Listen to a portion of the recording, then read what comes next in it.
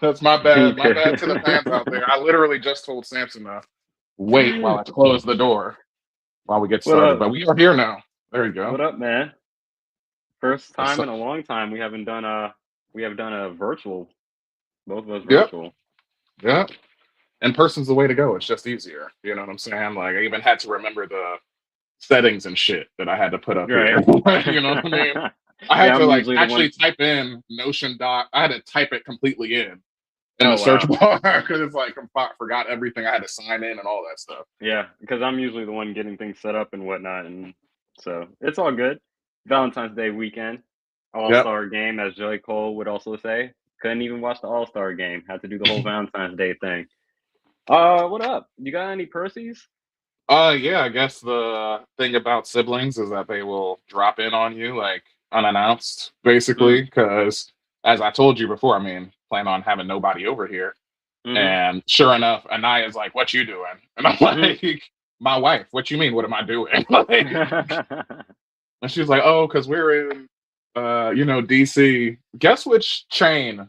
Like, what hotel chain? Her and her friend decided was cool to stay at." Something related to Trump. Actually, no. Here's a different question. What is the bare minimum?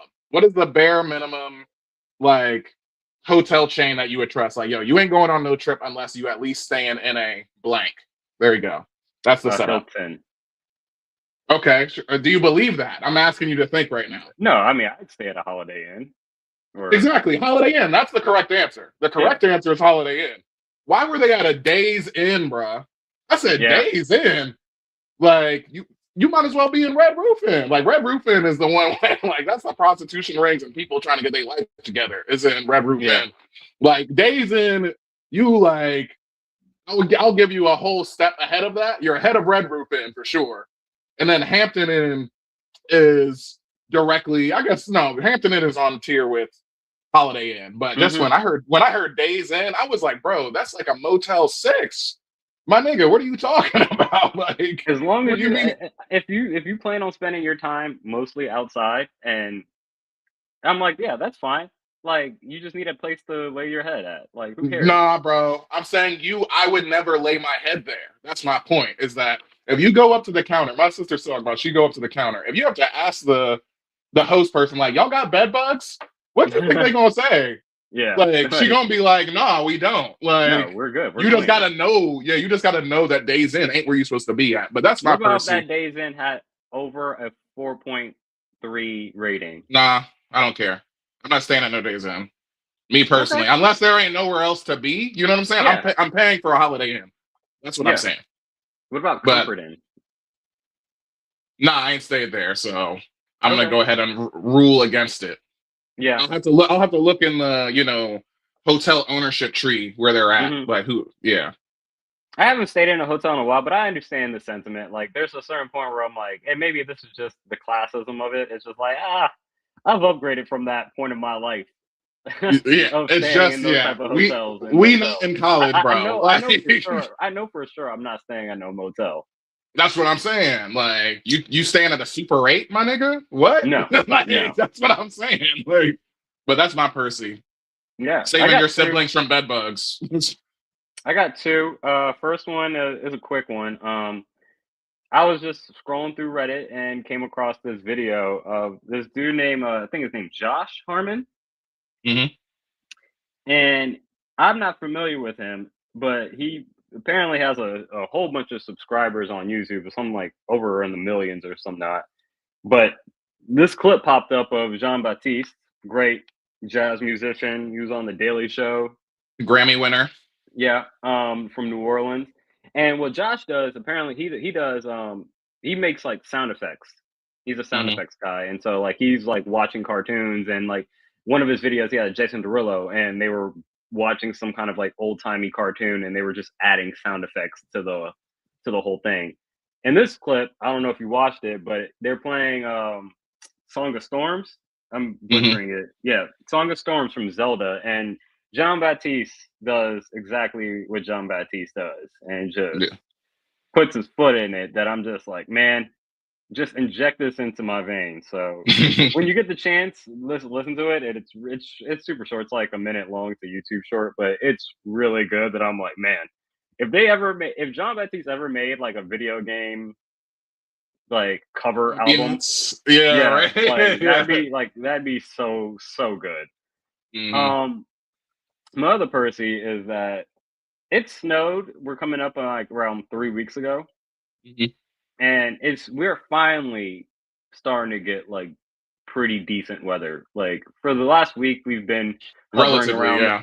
freezing point. Today is supposed to be like up to like I saw 58. We might even hit 60 next week. That's insane. But there's still a lot of snow on the ground. It's softening, but they're still on the ground. Some parts of the grass is starting to show. The roads are clean. The parking lots are especially neighborhood parking lots are starting to clear up. But my question to you is, where, if I had to set it spring break, first day of spring, March 21st or March 20th, whatever day it is this year, Mhm. over, under, a majority of the snow is cleared out. Like, how long do you think majority of the snow is going to last on this ground? Because I mean, it's been 3 weeks, and that's crazy insane. yeah, I mean, I was gonna say, I mean, I'm looking on the ground outside. I'm starting to see the grass and stuff again. So I'll be like, Yeah, no, way below that. But then again, I don't know what it looks like over where you are. But it's starting to show more grass. It's just when I say majority, because like obviously we're not going to know like when all of the snow is completely gone, but I want to say like to a mm, point where like you're not having to like narrow on the sidewalks or whatever, or yeah, you're yeah. not having to like you're not No more having to ice deal with that as hazards, much. basically. Yeah. Basically, is kind of where I'm getting at. I would I still feel like take it's the definitely going to be before spring, but I well, feel yeah, like that we at least got 2 more weeks of seeing the snow on the ground. well, that's fine. 2 weeks is okay. I mean, that's still 3 weeks ahead of March 20th, like you Yeah. just brought up. So yeah, I'll definitely take the under on that. And plus, I don't really you have to like grow up in specifically New England, like Vermont, New Hampshire, or like Connecticut to believe in what's his name, Ponzatucky Phil. Like Mhm. I ain't never believe in that. That's like Mhm. the one of the D-list holidays we got is Groundhog's Day. I don't believe that Neither do I. personally. I don't Yeah. know what he did, but yeah, I'll take the under. Okay, I would agree with that, especially knowing that, like, especially for getting up there and the temperature, like, we'll finally starting to get this snow to soften up and melt. I'm just like, again, I've never seen it in this area where usually when it snows, especially if it snows the amount that we usually get, we never get just freezing temperatures that everything Yeah, just ices over. And so the fact that this snow is still here, yeah, coming up on 3 weeks later, like, it snowed during the championship weekend of the yeah, playoffs. yeah. And there's a 2 week break before the Super Bowl. So it's like, how long is this stuff gonna actually last? Like, again, there's parts, like, for the most part, the sidewalks are clean, but there's like small portions where it's still like it wasn't cleaned off. And like, if you're not wearing snow boots or something with good traction, you take one step, that's your ass right there. But I think I will go under as well, especially looking ahead at the 10 days. Mhm. I would say we'll definitely be in March and there still be snow on the ground. I just remember when I moved to Boston and the year prior, they had like one of their biggest snowstorms. It was a news article that like the last bit of snow from that snowstorm melted in June. But it was like one of those Mm. piles of snow that they kind of just all moved into like one area. Yeah, And it's funny. so it's I just just go watched ahead. a time lapse video of Boston snow removal, like of Yeah. just this snowbank just melting, and it didn't. It Hmm. took until like May or some shit, Yeah. like where they kept dumping all this snow, and I was just like, dang, that is kind of crazy. So Yeah, I don't think we're getting to that, but I do think it is kind of surprising to kind of see the amount of snow that's still on the ground and covering. But it's nice to see that there's grass. The grass is starting to peel out. I can actually like. I've been taking lifts to like going to the movies because I'm like I'm not trying to lose these parking spots. And yeah, I know that's right. but I do think now I can feel comfortable enough to like actually go drive my car to the movie theater again. So I don't have to worry about like losing out parking spots. But I agree with you. Take the under. unless some crazy amount of snow pops out like it usually does in this Mid-Atlantic area, where we get a random snowstorm in like April or something like that. You're right. I, Yeah. I think we're good, and we should be hopeful to be just going out in sweaters without winter coats. So I'm glad we agree upon that. But let's get into this week of wrestling. For sure. Doors opening. Step back to allow customers to exit. Cut into the crowd. Just hey, Samson, you were my tag team partner. You're on mute. The French fried bro, Moody, coming off mute. And this is the Wrestling Re-Up Podcast.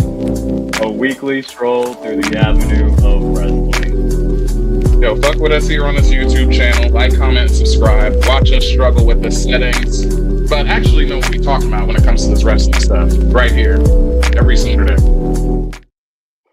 Episode 84 of the Wrestling Re-Up Podcast. 84. Isn't that Antonio Easy. Brown? That's, man, Randy Moss. Randy Moss. Exactly. That's the one. Jerry Rice. Jerry Rice. No.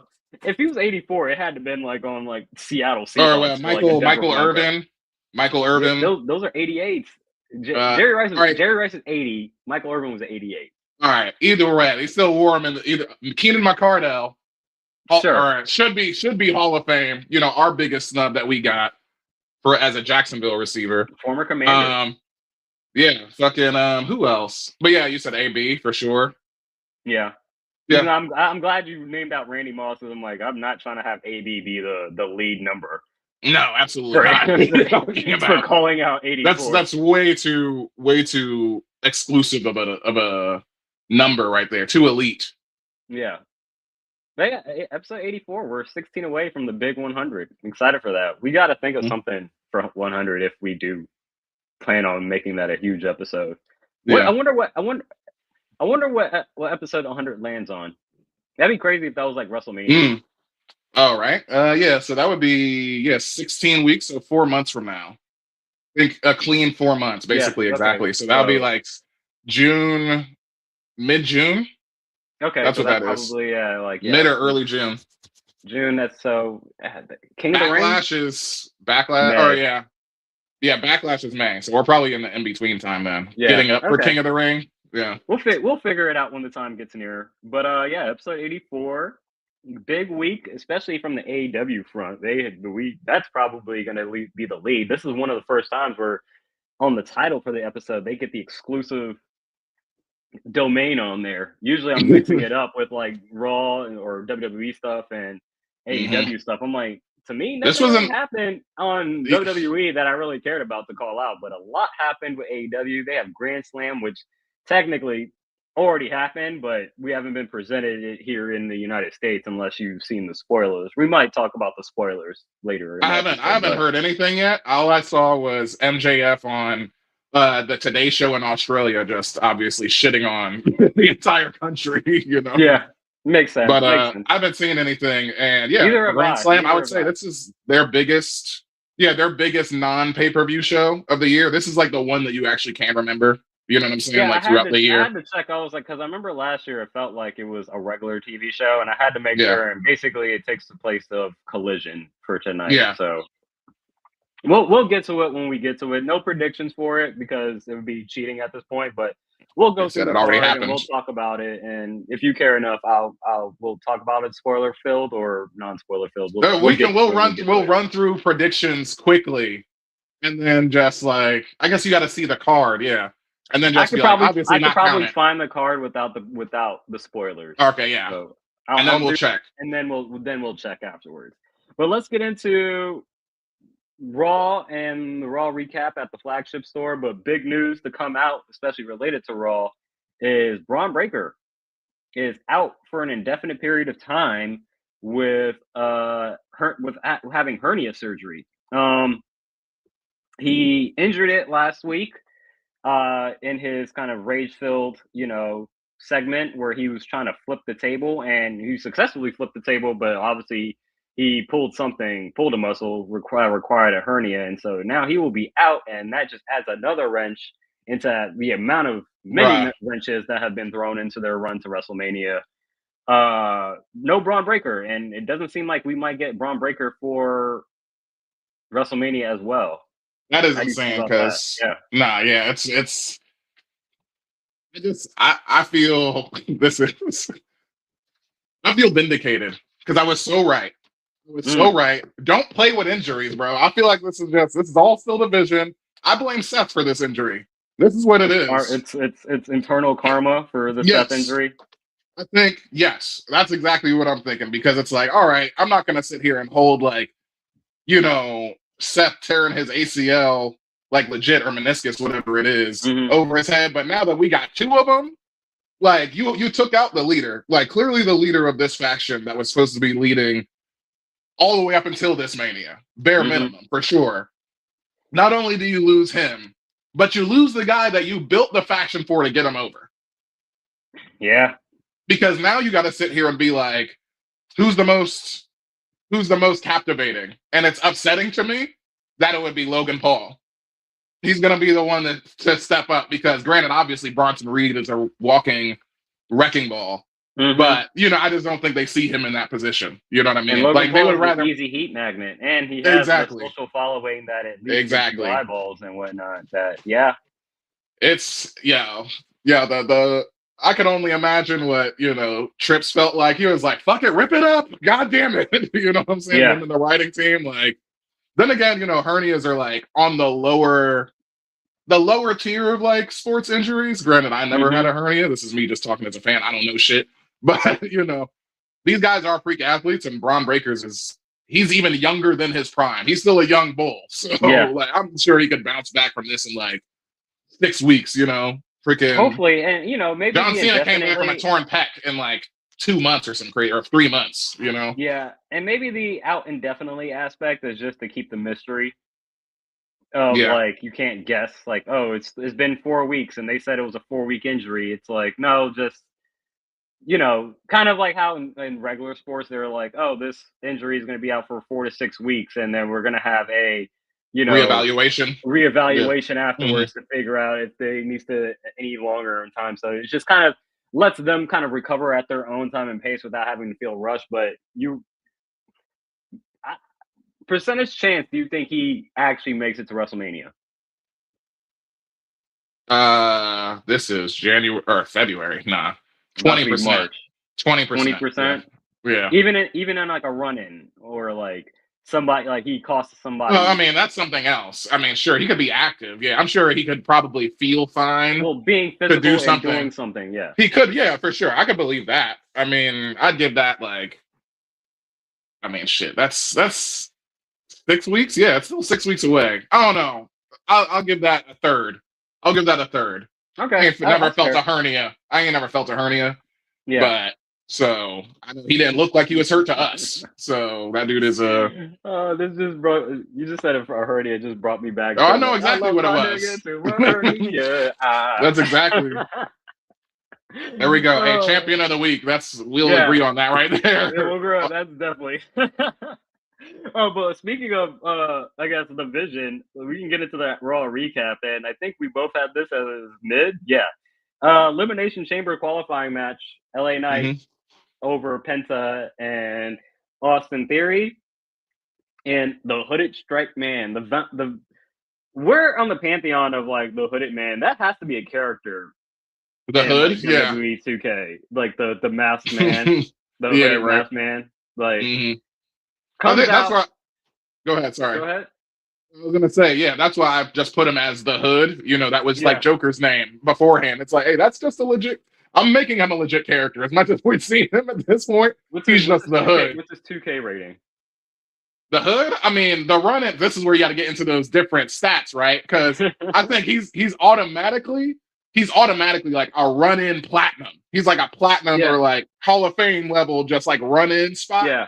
Like that's his highest thing. And then you would say intrigue is probably a gold badge, just standard. Barely. I mean, gold, not I any. would say.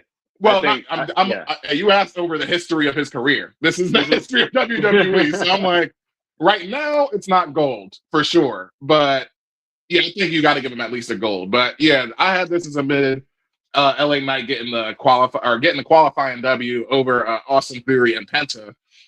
There was a piece of me that was like really wanted to believe. I almost low key put this in Shake, similar to what else I had in, or not Shake, excuse me, to Reggie. Similar to what else I had in Reggie. I just enjoyed this match a little too much, you know? And also, you can't predict a run-in, so I think for that reason, if at all, it holds par at mid, at least for this week. But yeah, we get the Hood running in and getting a curb stomp on Theory, leading to a Super BFT. Super kick, yeah, that's right. Super kick, curb kick stomp. and a curb stomp, yeah. Yeah, so also playing up like the Seth build of it, you know. And that's the thing, man. Like, the Hood run-in is overdone. It's not the first time we're going to see it this week. This is the first time we've seen it this week, but it won't be the last time we see it this week. We'll get to that when we get to the bodega in NXT. And then specifically as it relates to the Vision, I'm kind of done with it. But again, the match itself, I would say you called it correct. I would say it's par on mid. It's stable, mid-stable, possibly mid-falling. I just don't care about these Hood mask figures anymore because they do it so often. And the fact that rumor is people are assuming that right now the person that was on that mask on Monday was Grayson Waller, though it's not supposed to be Grayson Waller. It's supposed to be Seth, and they're just using that as a cushion to be like, oh, it was Seth all along, when clearly it wasn't Seth. But you guys just, I guess Seth might be ready to come back for WrestleMania. Who knows? But that's where it's just, you're playing with us, and I'm kind of tired of it. Seth has to come back for Mania because that's why I started chuckling, excuse me, but like I just can't help but think, I was like, I feel vindicated, where I'm like, bro, I'm trying to think, when's another time we've had like not one but two guys in the same storyline go down, critical injury, you know what I'm saying? Like the house is burning all around them, at least specifically in this storyline, where it's like they're trying to slap some shit together, and it's like, bro, this is every time you do something, it's like trying to, what is it, like hold water with your hands, you know? Like it's ridiculous. If it's supposed to be Seth and not actually somebody, I'm gonna be a bit disappointed. But that's the thing. Not the fact that, because you know Seth is my guy, is the fact that like you guys are so adamant as far as like continuing whatever thing that you've had, that like you're willing to put random people under this hood and then play it off like it's not them. They did that in NXT when it was supposed to be. It was during one of the women's matches. I forget. It was when, I forget. I think that's when Kendall Gray joined the team for JC Jane, and it wasn't Kendall Gray.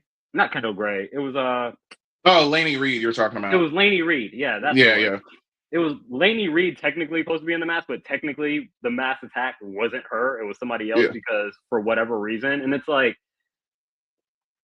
I get it's a TV show, but like that's whack in my opinion.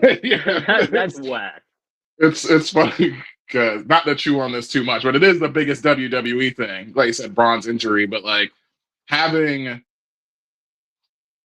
the loss of both Seth and Braun, like what does the Vision's Mania look like at this point? You know what I'm saying? Because whatever you give me, I'm not gonna. Vision's WrestleMania right now. I was gonna say, right now, I think it's just a 3-on-3 match. Like that's the best that they could do. Like, because that's just using the rest of the guys, and that's also LA subverting Knight, Penta, and exactly whoever didn't win in the chamber, basically night one, and we'll make it a stipulation like Street Fight or whatever, or Falls Count Anywhere. You know, just fight all over the arena, whatever. But I mean that's like your bullshit. Just throw some shit together because everybody's falling apart. So I just can't think of another time when it's like, damn, like it's been so obvious like what the plan was and so obvious what they're trying to do. It's just like fate is like, nope, this is not happening. I can't think of another time like that. But anyway, it's unfortunate. It sucks, but man, like it's hard to say. Like I said, it could be karma for, tempting the injury gods, but that's cruel if that's the case. Like at this point, it's getting kind of cruel. I mean, we are getting Mania in Riyadh, So you know what I'm saying? When we talk about sports watching, WWE was the first one that we knew was getting over there. We was getting used to Riyadh, and I learned the progressive city of Jeddah back in 2015. You know what I'm saying? And now the other leagues are catching up. This is just the smallest league, that I guess nobody cared about. But yeah, that's all I got there. You got any more for that? No. We'll see how this plays out for them. Yeah, the thing I actually enjoyed significantly more than this was Natty and Maxine having their match and it leading to a double countout and just getting the Natty character over and like this whole thing. I'm sitting here like she has the sharpshooter on like Maxine. Maxine's like begging for her life. I'm like, no, not my snowflake. Leave her alone. Like anytime. Like Liv has it coming. You know what I'm saying? I told you, like her and Liv are just tied at this point to me. But it's funny because I'm like, yeah, kick her ass, Liv, or like somebody kick Liv's ass. But I'm like, oh, Maxine, come on, hurt her. She's doing her best out here. And it's like, man, Natty's this mean old bully that's really got the character over with me. Significantly. For people that haven't seen obviously we're way into the wrestling leagues that we've seen her and like the independent circuit kind of with this gimmick, but her bringing it to like actual WWE television.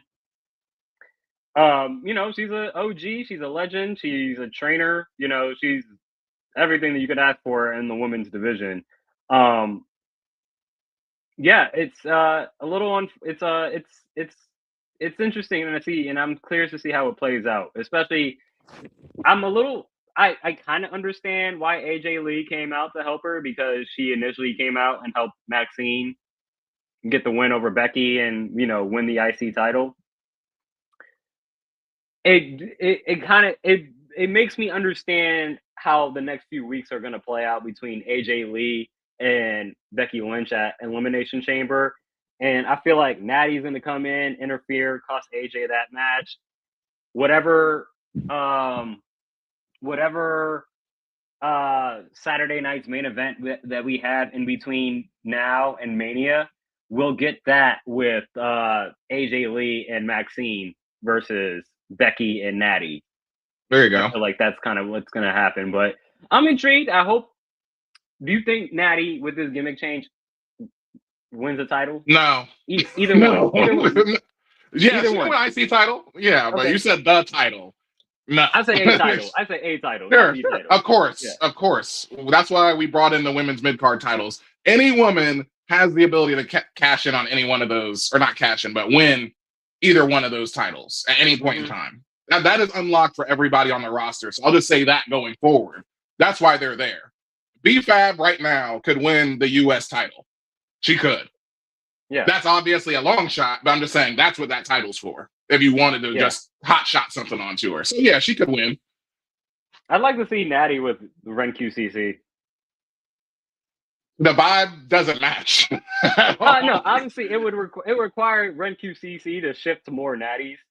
Personality. Yeah, it would be Natty's Death Riders. That could work. I could definitely see Kendall Gray working it. I don't know if Ren could work. So maybe you might kick Ren out, but maybe you get Natty, Kendall Gray, and then someone else that can also fit into that badass kind of trio. But that was entertaining. And then I guess to connect that, because I kind of mentioned it earlier with AJ coming out, I really like the thing that I enjoyed here is the AJ Lee and Becky Lynch promo to kick off. Best thing on the show.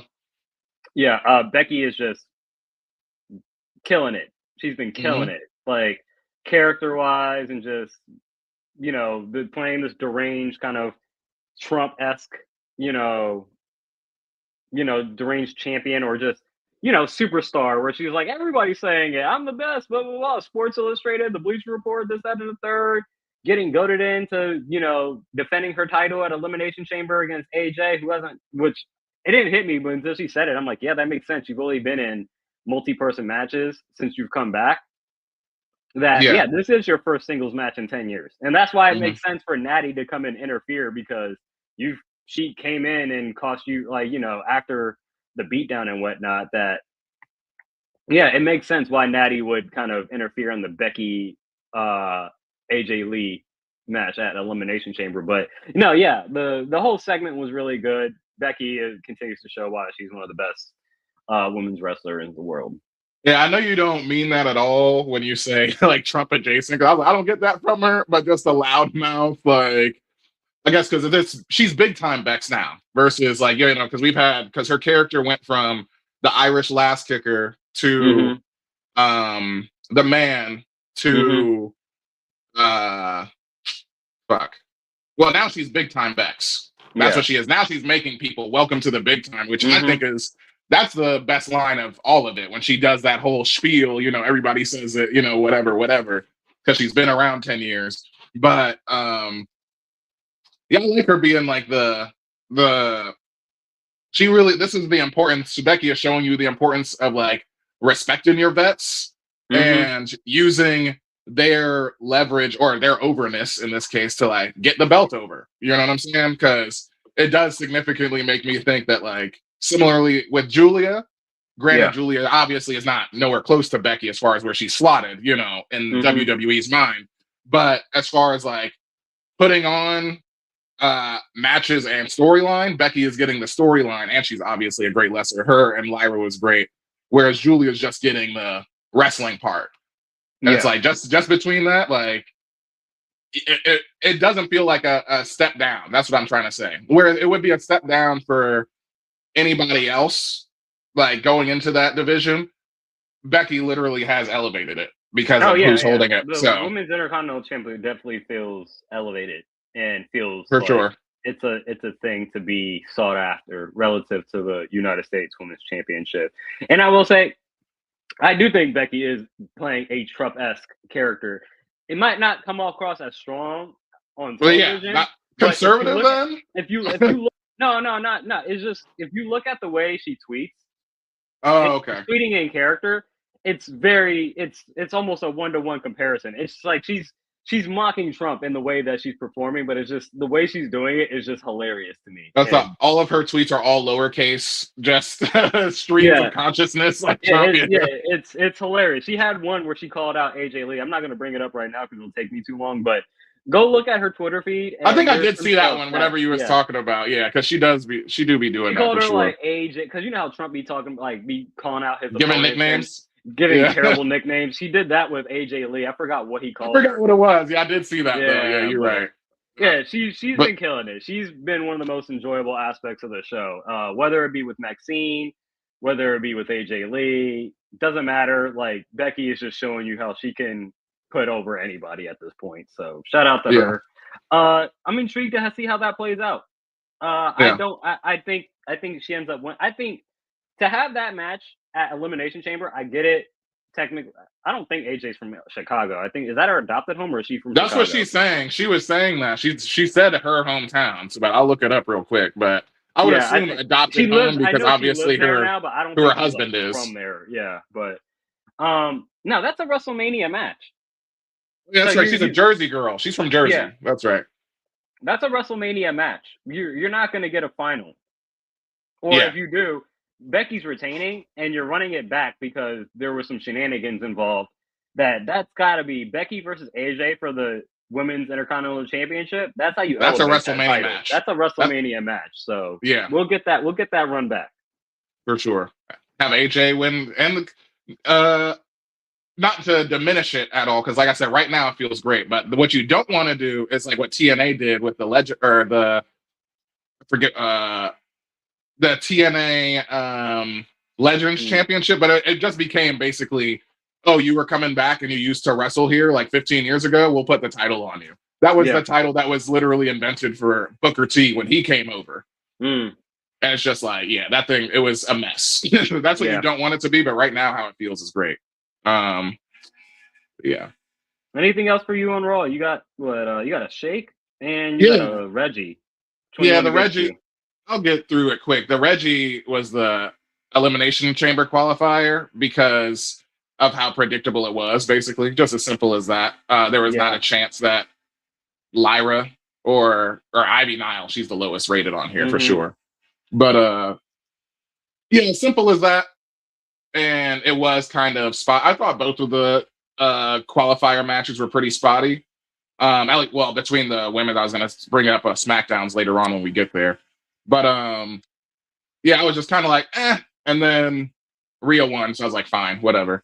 And my shake, I felt like this was worth, because I almost put this in Reggie too, but then I had a spark of genius where I'm like, the Vision's effectively dead. What if we just like shotgun this bitch? You know what I'm saying?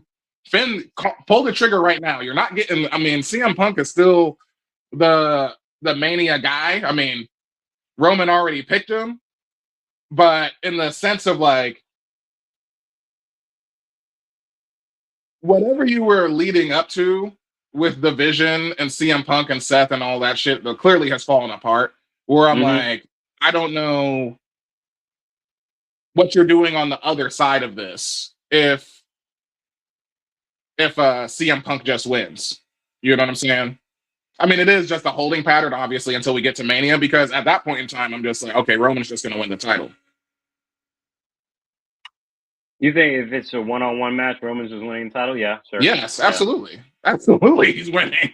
What are you talking about? The last time we saw him at Mania, he lost. I'm not picking Finn to beat CM Punk at Elimination Chamber, because again, if we're thinking about WrestleMania and it's a whole marketing event, Roman Reigns versus Finn Balor is not night 2, night 1 of WrestleMania, and that's no disrespect to Finn. It's more of just how WWE slotted him, and it's like, if you actually put the respect on Finn that he should have had, yeah, that easily could be a main event match, but not in the way it's set up right now. The only way that I can see this main event being shifted is if Braun Breaker somehow miraculously recovers within these next couple of weeks.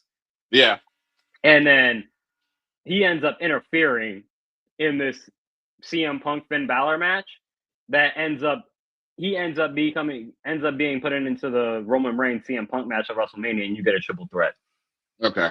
Yeah. But that I agree with you that it's shake, just for the fact that, like, cool. Like, again, you got to get the people on the cover of the Elimination Chamber poster, the 2 Chicagoans, to have their hometown matches, title matches. I get it, yada, yada, yada. I just know Finn is not winning this, and it sucks.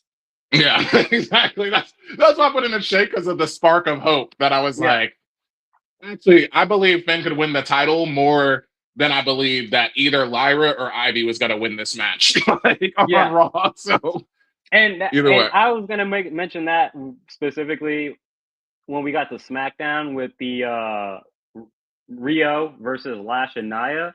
Mm-hmm. This is no fault to Rhea Ripley at all. Again, it's more of WWE's booking, and this is what happens when you reach the level of Cody Rhodes and the Bianca Belairs, Charlotte, of the company, is that there is no intrigue in any of your matches. Mm-hmm.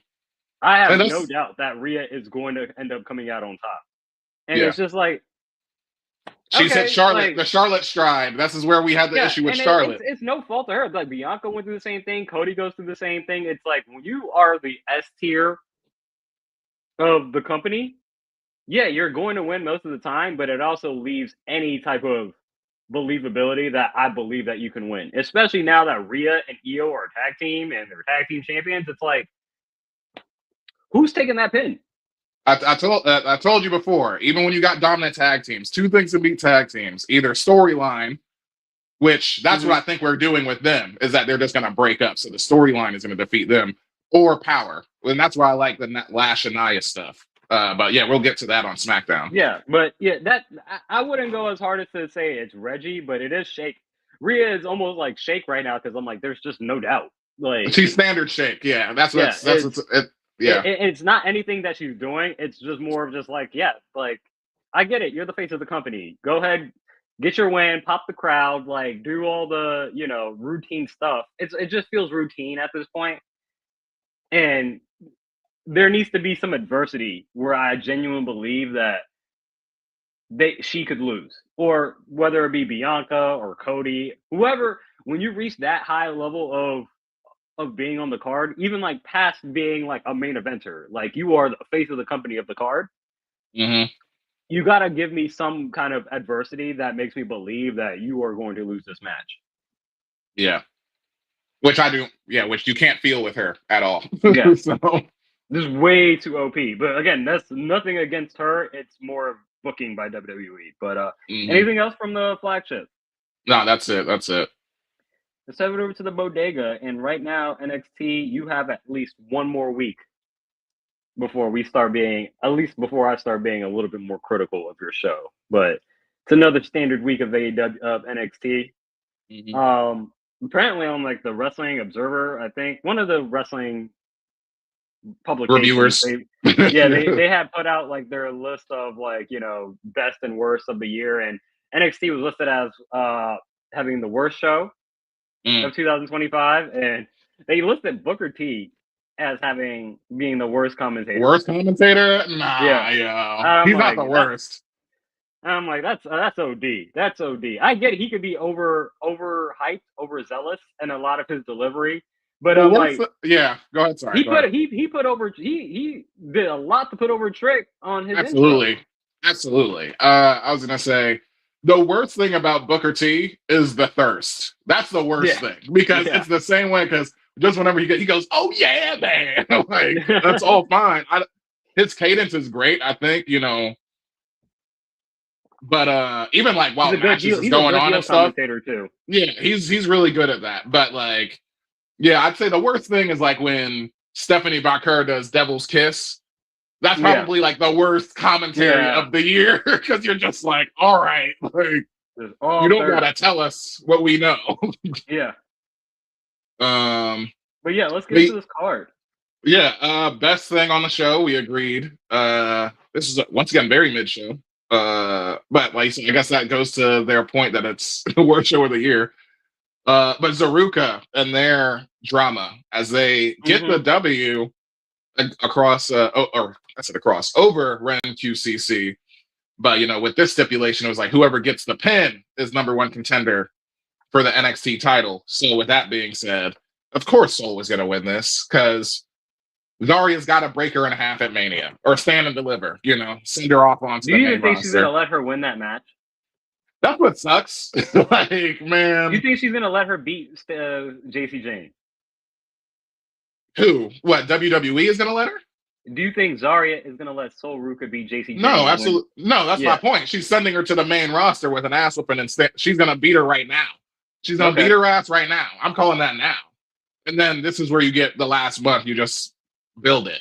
I don't think you need, we knew it was coming, so if you want to stretch this all the way until, like, I guess you could have people like us when it's like, you do it like 5 weeks out and it's like, yo, I'm just ready for the match because they've been doing it so long. So maybe that's what they'll do. But if that's the case, then I'll just be like dragging ass for the next month. This is going to be shake for the next month, because this is as high as it's going to be until we get there.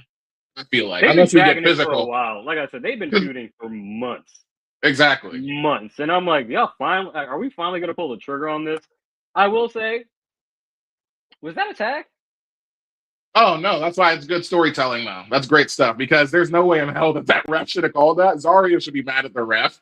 Yeah. But I would damn sure be mad at Soul, too, because we had the whole discussion earlier. Like, yo, you've had plenty of opportunities. And I went back and I watched the clip. Zarya she has not been aggressive with her, like, with Soul. She's like, yo, you've been in the limelight. Like, hey, like, let me get some shine. Like, you're supposed to be my friend. Like, she's coming from that place this entire time. So, like, when Soul, hits the worst Soul Snatcher ever, like, she actually doesn't hit it. That was botch of the week. That's funny, because as hard as that move clearly is, that's the first time I've seen her miss it. But when it's like she misses, that was a bad miss. Is that on her or is that on Ren? Or you mean Kendall? Yeah, whoever took it. But was it someone from the Ren QCC that just didn't get up for it? Yeah, I think that was Kendall that took the pin. That's where I'm like, I think that was probably her first time taking it, because obviously she's been on Evolve. But anyway, I was like, that was bad. But when Soul gets up and she's just like shrugs her shoulders, like, oh man, there's more tension. I'm like, bitch, that's your fault. Like you ain't being real. Like, if anything. Like, so do you think this is getting us to a Soul heel turn, or do you think Zarya's gonna be the heel? No, Zarya's gonna be the heel, and she'll snap and beat her ass. That's what I'm thinking. Because like I said, we already know Soul is gonna be on what? Raw? Is she on Raw or SmackDown? hasn't been announced, but I imagine she'd probably be on. SmackDown needs the refresh. SmackDown needs it more because be on SmackDown. Yeah, so either way, like I said, Soul's on the way out of here, like within the next few months. Like we know she's a shining star. Everybody wanted to see that Soul Snatcher. So, but yeah, I enjoyed it. If anything, for the story, because it's like, all right, now the snowball's rolling downhill. We see it completely. Where it's like, it's not. Hopefully, it is. It is rolling down. Like I said, Mania is done. Like if this is still going post Stand and Deliver, that there's an issue. Yeah. I guess. Well, yeah. Then again, I would be saying the same thing with like what I said with Trick last year, and then he goes through a whole fucking character change, and they keep Soul there for another year, right? But the thing is, like, this feud has been going on since at least like November, October. Yeah, or they finally showed us I wouldn't call it a feud because they've been friends this entire time. They have been tag team. The friction has been going on since at least like October, November. When Sol Ruca ended up, hurting her knee, and Zarya ended up losing her the North American championship, and then she was like, "I don't want you to defend my speed championship." It's like, okay, but then there's a whole you're showing this, but then when we get to Saturday night's main event in December, John Cena's last match, Zarya is coming out with Sol Ruca, and it's like, so I guess you're assuming that people don't watch NXT and know that these two have some friction going on right now, and we're just supposed to be like, oh yeah, like that's her teammate. It's like, no, I watch NXT. I see what's happening. Like, this makes no sense. But, but we're sickos. We're watching AEW. What's wrong with us? You know what I'm saying? Other things that we agree upon. Jada Parker and Blake Monroe finish out to also a no contest. This is working for me. Just these two women. Just beat the shit out of each other. Keep it going. This is probably the best thing on NXT is this feud between Blake and Jada.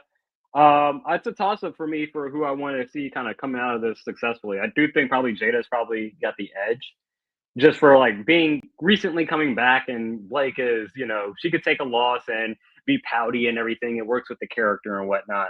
Jada deserves to be suspended. Absolutely. Are you kidding me? Absolutely. Like, what are we talking about? Like, this was not even like red card shit. This was the black card. She Blake went out, and then you accidentally hit the ref. Then you low blowed him, and then you speared him through the barricade. It's like that wasn't even a low blow, because like on commentary, he's like she was good from 60. Yeah, that's the way that he said. It's like, because you don't never see it straight up like that, like homeboy, and then it's great because they're also like wrestling students or like other wrestlers themselves, where it's like he cuts her foot, but he like jumps with it, and it's just like the most like perfect, like kind of like cartoon, like Wile E. Coyote like way that he sells that was perfect. Honestly, low-key, that's the Dion Waiters like heat check, like, oh, this guy. And also taking the pump kick through the barricade and sort of like to the lower bowl of the crowd. Like that was great from featuring. I guess I'm gonna assume that those were Evolve guys. If they're not Evolve, they're like WWE ID. Yeah, ID. You know what I'm saying? Like yeah. But this is the best thing for me on a consistent week basis. This rivalry has been the best thing on NXT in my opinion. And I put it at mid. It's probably mid rising because I do think it can elevate higher, especially when you probably added like a stipulation to it. Like, I don't think they'll do it, but like, give me a first blood match. I'll go with that. Bring back a first blood for real. That's hey, I mean, if it was AEW, but whatever. We ain't even doing it over there. But I'm just thinking about my woman from hell, Mariah May. She loved getting cut up and shit. Like, that's what I'm saying. You got it fits with her character. So no, for sure. Yeah, I'm here for it. It's right now. It's a toss up between who I think ends up coming out victorious. Even though I probably lean. Probably 55-45 Jada. For the first matchup, I think Jada wins the feud for sure. Yeah, I would say for the first matchup, I think Blake wins. Blake pulls out. Yeah, I got you on that. Yeah. Let's get to your boys, the teenagers. Yeah, this was probably actually the best. Well, like I said, I try to put it best thing on the show, but yeah, because there was storyline attached to the Ruka. That's why they were the best thing. But Vanity Project, I'm all about these guys Who's personally. the I guy in have the been. black shirt? That's they're all, dude. I still can't remember, but Yeah. they are exactly what you think they are. When their names are like Carter, Hunter, and like Hayden or some bullshit Yeah. like that. I can't remember. It's some combination of that. Because the Where- dude in the black shirt, he was like, there was one point where like he's like not intentionally looking at the camera, but like the camera is facing, towards the ring. And Yeah. he just has this scowl on his face where I'm like, yo, you look like a video game character. Like he looked like a video game, like someone from Tekken or something like that. Where I'm Bro, like, he was so orange. Yeah. Like the guy that was facing, man, Yeah. I was just like, he was dying in that tanning bed. Like, are you kidding me? Like, this is where I'm like, I low key like, fuck it. I don't know. I'm fast forwarding like 2 years from now or a year from now. Blake is NXT champion. She drops it and she ends up becoming manager for these guys. Like Blake Monroe, and just have her be what is it like? Not Robert Stone. Robert Stone, but better. You know what I'm saying? And she's she's like, oh, look at these, these young, handsome devils or some shit. I can hear her doing that. Vanity Project is okay. Yeah, Jackson Drake. That's the Evolved champion, the main one. We actually know his name. Brad Baylor and Ricky Smokes. That's right. Yeah, I don't know which. I was like, I know there's one with the bowl cut and then the orange tan guy. And I just call them teenagers. The teenagers. That's what I call them. So. And Bryce Donovan also was part of it when they first showed up. Like, and Zeta Steele, she used to be part of it in Evolve. Yeah. Okay. But it's just those three right now. Yeah, but what did you like about this? This was just in-ring stuff. This was just, Jackson Drake. And like Jackson Drake, when I was watching him and Sean Legacy, that reminded me, like, I'm going to put it up there because it is in like the developmental era, but it reminded me of like that. I mean, not Seth and Cody, but Kevin and Sammy, like NXT. You know what I mean? Yeah. Like, just the chemistry is just already there between those two. It's fucking amazing. So it's really just me watching the stock of like these guys like Jackson Drake going up every week where I'm like, yeah, he's clearly amazing. Like in the ring already. Like, and Sean Legacy, I would probably say is my favorite in ring out of like all the Evolved guys that have come up so far. But I see the appeal where Jackson Drake is a lot more like has that Randy Orton like braggadocious as I talk type of shit, even though his voice cracks, which is funny. Randy never had that issue. I don't think he did. Randy's voice never cracked in the middle of a promo, which I thought that was perfect. Honestly, I was like, they should be like low-key, like, we're men. You know what I'm saying? Like almost like Kit Wilson. And it's actually that fits better. They should jump in with Kit Wilson, and he'll be the leader of the faction. That would be good. Yeah. That'd be good.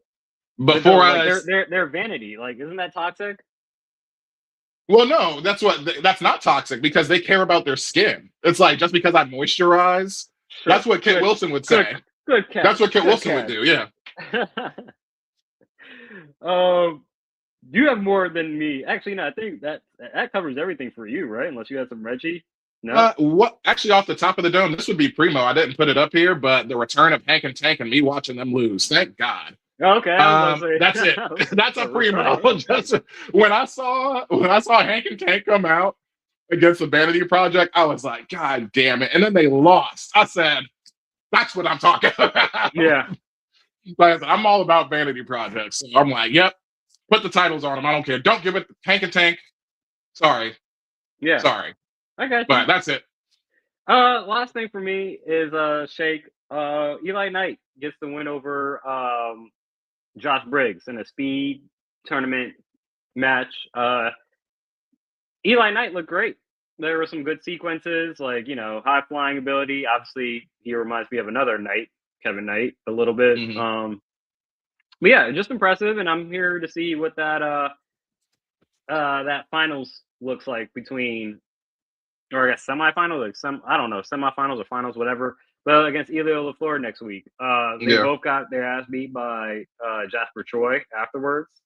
So I don't know if either one of them has like a legit chance. I do think probably Elio LaFleur ends up beating Eli Knight next week, and then you get Jasper versus Elio. But Either way, impressive so far. I was impressed. I feel like this is at least 2 or 3 consecutive weeks where he's like put on a pretty decent outing. So catching my eye. Shout out to Eli Knight. All right. That's it for me though.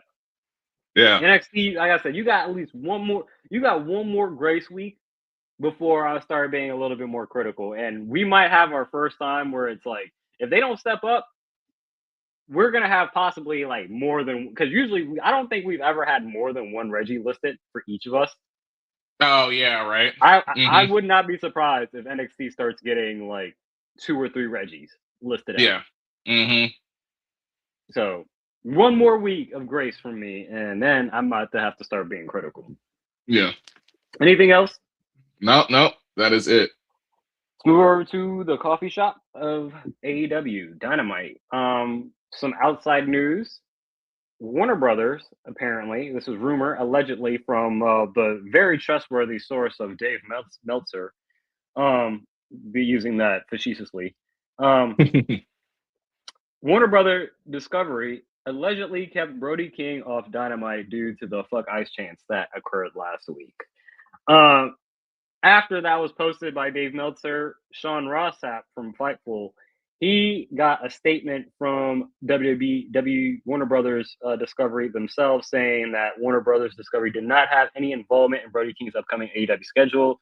Any speculation to the contrary is categorically false. Brody is scheduled to appear during the next AEW event, which will air this Sunday or Saturday, meaning Collision or Grand Slam. So,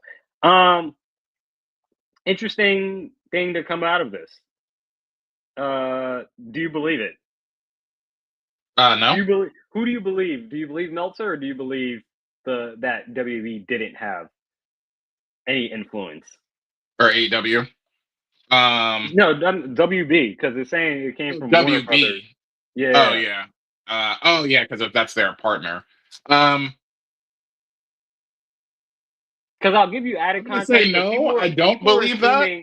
People are assuming that they took Brody King off because of the fuck ice chance, because obviously Warner Brothers Discovery is in a sale towards Netflix, and they need federal government approval to make the sale go through, and so they don't want to tippy toe on Trump's, ego. Yeah, no, I wouldn't believe that. But I mean, this is why we have insiders, right? I mean, he's supposed to know what he's talking about. Meltzer, he's the man, so again, it must be coming from somewhere. He's the most trustworthy source in wrestling history ever. Like, don't ever doubt Dave Meltzer. He's always right. He's always right. But I don't believe it either. It is kind of intriguing that like you don't like they had a vignette, I think, to kind of get the to put over the match between him and MJF coming up. Apparently, I think both you mentioned it. MJF is already in Australia. I believe Brody King is already in Australia. AEW Dynamite was still held here stateside, so not everybody made the trip quite yet. So there's logistical reasons why Brody King was not on time difference, other than the fact that there was some political reasons behind this. So I agree with you. Masked Man also said some things just didn't add up for why that would be the reason. So I'll go with that. I'll give AEW the benefit of the doubt that, and Meltzer clearly has a long track history of making stuff up and not being correct. So just wanted to bring that out there. I thought that was interesting when it first came on. I put it on there when it first was just like the initial Meltzer, and then the next day Sean added the context of the statement from Warner Brothers to kind of give the contrary opinion. So just wanted to put it out there. But let's get to the best show of wrestling this week. All righty. Yes, it was Dynamite for sure. On Dynamite, we had two significant, we would say, the most important mid-card title that they have, and then the top women's title, change hands in the same episode, which I was like, oh wow, we didn't even do this at Grand Slam. So yeah, let's start off with the women's one, because we both agree with that as a primo. Mm-hmm. Surprise. I did not catch AEW in real time, so when I got back from the movies and I opened up my Reddit, it was like the first thing that popped up. It was like Thekla wins the AEW Women's Championship. I'm like, what? On a random Wednesday before a Grand Slam? Yeah. Okay, that's what's up. And then I have to watch the match. Great match. Also, do think it was time. It was time. No disrespect to Kris Statlander, great wrestler, has the physique and everything. Mic work just never got over with me. That I am here for the Thekla Championship reign. I do think it brings legitimacy to Triangle of Madness. Eventually, at some point, you got to be like, unless you were going to turn him into like a Johnny Gargano, where like, or Sammy, where like you're always going to be challenging it, but you'll never win it. Yeah. Then you make me lose belief in that. This, by putting the belts on her in a very surprising way, like I said, a random Wednesday before a major show, it's like, okay, let's go. And I do think, yeah, her having the title, I think will just bring a lot of intrigue to that division for people that are aiming for the women's AEW championship. So for the surprise, be able to pull out the match, and I give that a primo. Best thing on the show, best thing of wrestling for me this week. Yeah, I'd say the worst thing that happened was the end of the match, just because it's always the kayfabe. Like, you just got to roll with it, because you have that spot where Thekla is like, she hits it with the interceptor spear because, Sky Blue gets up on the fucking apron or whatever. Yeah, thanks. And hits her with the interceptor spear and then ties her hands behind her back with the strap. Yeah. Poorly. that was just like, I was like, what's happening right now? And then it's like, oh, tied around the back. And I was like, it's funny because immediately, like, she didn't get all of it. Like, the tying around the back, like the stomp, she got all of it. Clearly tell Kris is just holding it. Yeah, she's just holding it behind, like, okay. At least make it look like knotted, I guess, kind of. But it didn't look that way. Too. You got to be safe. You can't really tie her hands up, but yeah. Yeah, but it worked for me. That's the thing, though. Like, legitimacy to the Triangle of Madness. Oh, for sure. And like, I've been all about Thekla since she showed up, and she's definitely like significantly more charismatic. Like, when I think about like the charisma in the women's division, oh yeah, she's dripping in charisma. Like, her mic work that could also use some work, because I feel like she's kind of like similar to like Jacob Fatu in the sense where it's like, you're not really saying anything, but I like the energy. Breaks. Yeah. Exactly. Yeah, that's kind of what it is. It's like the toxic spine and all this type of shit, and it's like, and we know that she works stiff as hell, but it's like and she might add like, give you that energy with like 3 extra sentences besides like the same shit she says every week. But just expand the vocabulary a bit. I mean, I want the same thing from Jacob, so I guess that's what I'm saying. On the mic, she's Jacob Fatu to me. But yeah, it's definitely time. You can't see this as like a fatal influence. Like, she could be the JC Jane, and like, JC Jane improved when she got through with the title, and now it's a pretty great promo, or I would say great, but like very good promo is JC Jane. No, I was talking about I'm just done with Kris. I was saying, Kris is a good title right now. It's like, she's probably a better chaser than a champion. Like, she's a legit, like, she has the appearance of a champion. But again, that mic work, like I said, it threw me off on that build up when she was facing who was she facing? Redhead. A couple weeks ago for the first person that came to my head was Red Velvet. That's not it. I say Redhead, and I'm terrible with Isla Dawn showed up. Yeah, that's right. Because she's part. It wasn't. She's on AEW now. Okay. Damn. I forget. It was Kris Statlander versus. Was it at World's End? I want to say it was at World's End. But yeah, she cut a promo, and I'm like, man, that was just terrible. And I was like, just terrible. And I was just like, man, is this like? It made me want to pick her opponent to defeat her, but I was like, I can't just go off of a promo as the reason why you lost. And so that's why I kept her as a champion. Jamie Hayter, that's what it was. Hayter. Yeah, that's right. Yeah. She had, like, the week before World's End, she had a promo on stage with Jamie Hayter, and I'm like, Jesus Christ, this is. You're like, oh my god. Am I gonna have Yeah. to pick Jamie Hayter? But I'm like, no. Logistically, it doesn't make sense. Yeah, and yeah. I can't let a poor promo influence me in picking you to lose this match. But yeah, that's the thing. I think Kris Statlander has all the tools to be great. You need to go work on that promo skills because it's almost like I can't tell you who's worse, her or Jade, as cutting a promo. hmm But there's a level of believability what you say. Like it's not what you're saying, it's the way you say it that I'm just like, and how it sounds. I'm like, I don't believe any of this. It feels like you're reading a script. Yeah, Jade has more conviction in what she's saying for sure. But Mm-hmm. Kris has definitely, like, for the most part, come across pretty like monotone, I guess, Mhm. as that's probably the right word, or flat. Yeah. Yeah, that's probably but either way, we all got our weaknesses. The match Yeah. is still great though. I'm here for Yeah. Primo. the elevated Sisters of Sin too, because I feel like there's gotta be a point where we just see them all with the gold, right? Go ahead and Oh just yeah. They definitely every got to win time. those. They're definitely And winning they're those titles sooner rather and they're than one of later. the few like not actual just like Franken teams. They're actually a tag team, being the Mhm. Sisters of Sin. So it's like, yeah, let's put the straps on all three of them. That'll be great. Yeah. The other primo I had, I noticed you had it in Yeah, I mid have it as mid. was Kyle Fletcher, the protostar, drilling the Psycho Killer after what? This is his second defense, now Mhm. becoming a two-time TNT champion. Yeah. Once again, AEW, like you said, is the wrestling show. So the wrestling of this was still a primo. Yeah. And I thought, funny, because Ciampa just showed up, but he hasn't been in AEW long enough for me to fully on care about him. So it doesn't feel like it's too soon because I understand. it doesn't feel like he's hurt. He's not hurt losing this because we know the protostar is like, when it comes to the guys who at AEW who are just not the S tier, he's like the very next one on the list. He's the very top of the non-heavyweight scene, even though, I'm saying that he should be. So it's like, Ciampa losing to him, I feel like that's legit. And they gave him 20 minutes. So it's like, hey, that's all I need for it to be a primo.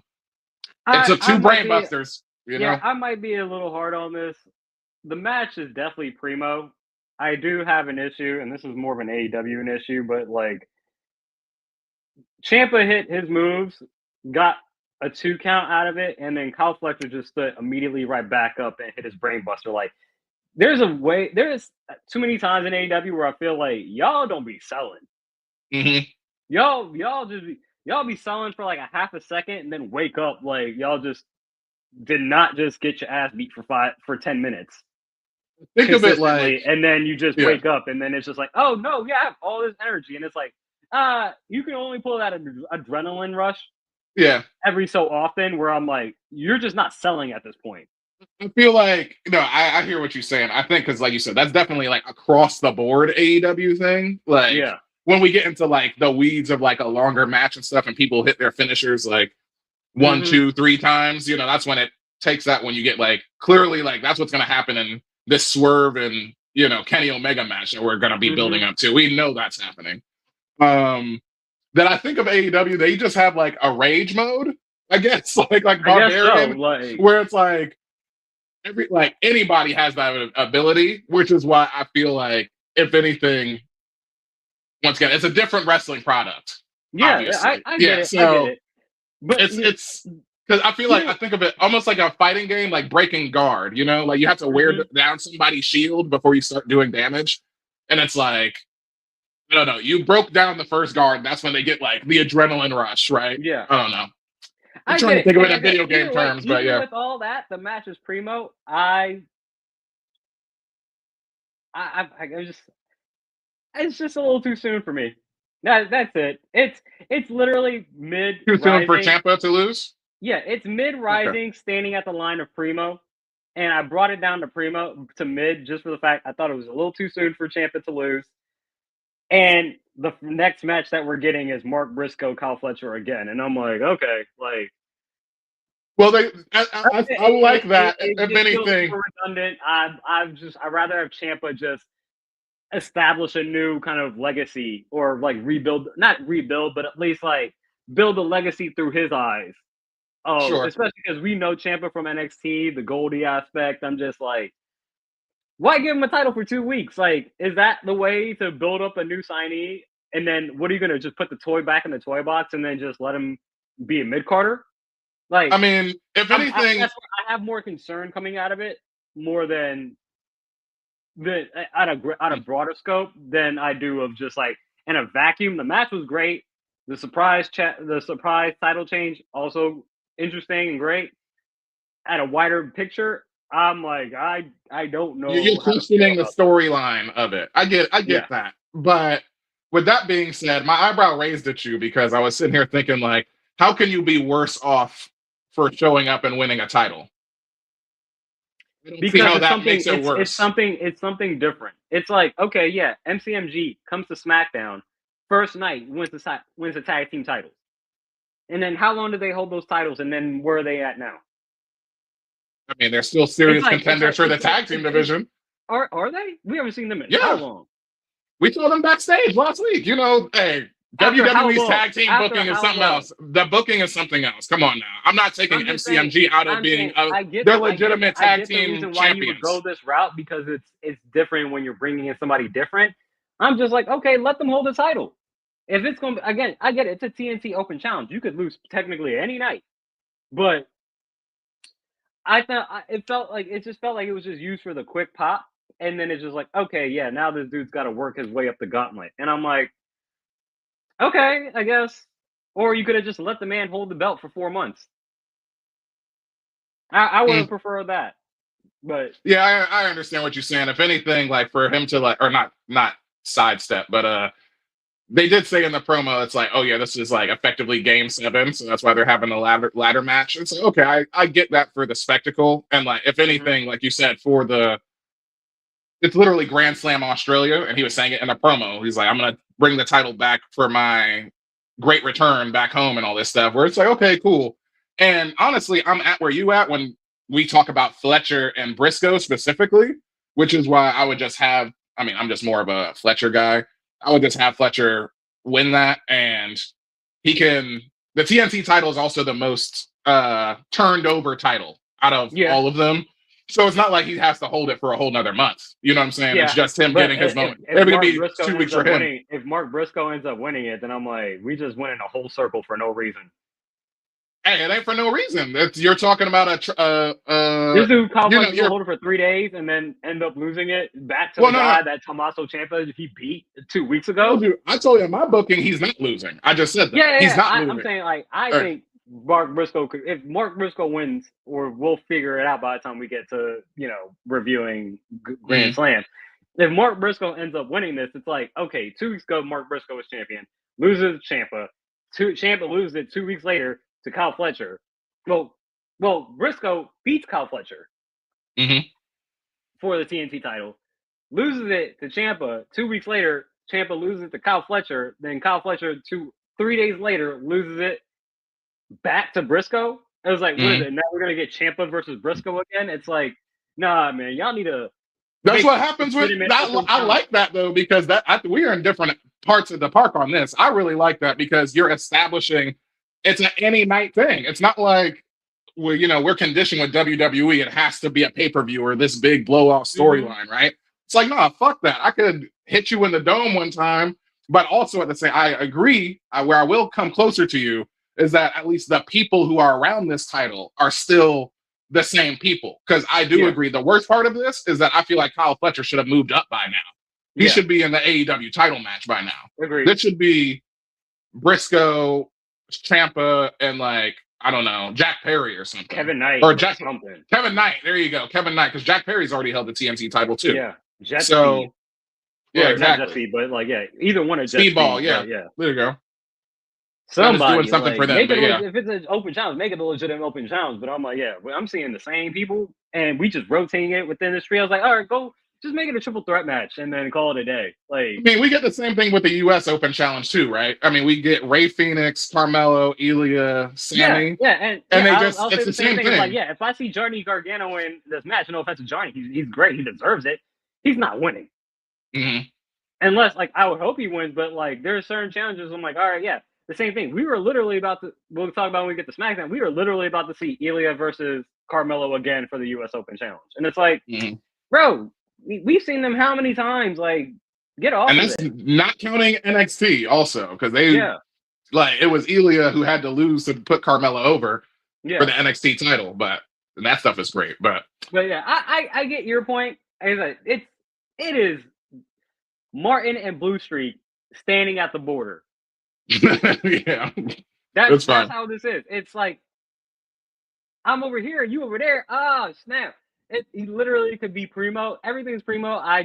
It brings it down just to a mid where I'm like, I need to see the bigger picture. If we could reevaluate this in like a week or two, sure, it probably gets raised up to primo. But right now, I'm like, I don't know where we're headed. I'm a little disappointed that Ciampa just lost it so quickly, especially after debuting. That I'm like, I hope this doesn't diminish Ciampa and they just kind of keep on them. Like, it's like, okay, you got your title. We got the bump in bringing you over and then putting the title belt on you, something that they didn't do on the main roster for you with the WWE.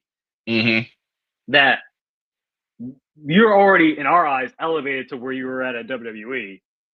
True, you're a serious mid-carder. You're a serious mid-carder. Now we can keep you there, and basically you'll just be giving us A+ matches, but we know we can't take you as a legitimate threat. Or a credible, not legitimate, a credible threat whenever it comes to like winning a championship. It's just like you just seem like another rung on. You're just another person on the Mortal Kombat ladder. Yeah, I hope that's not the case.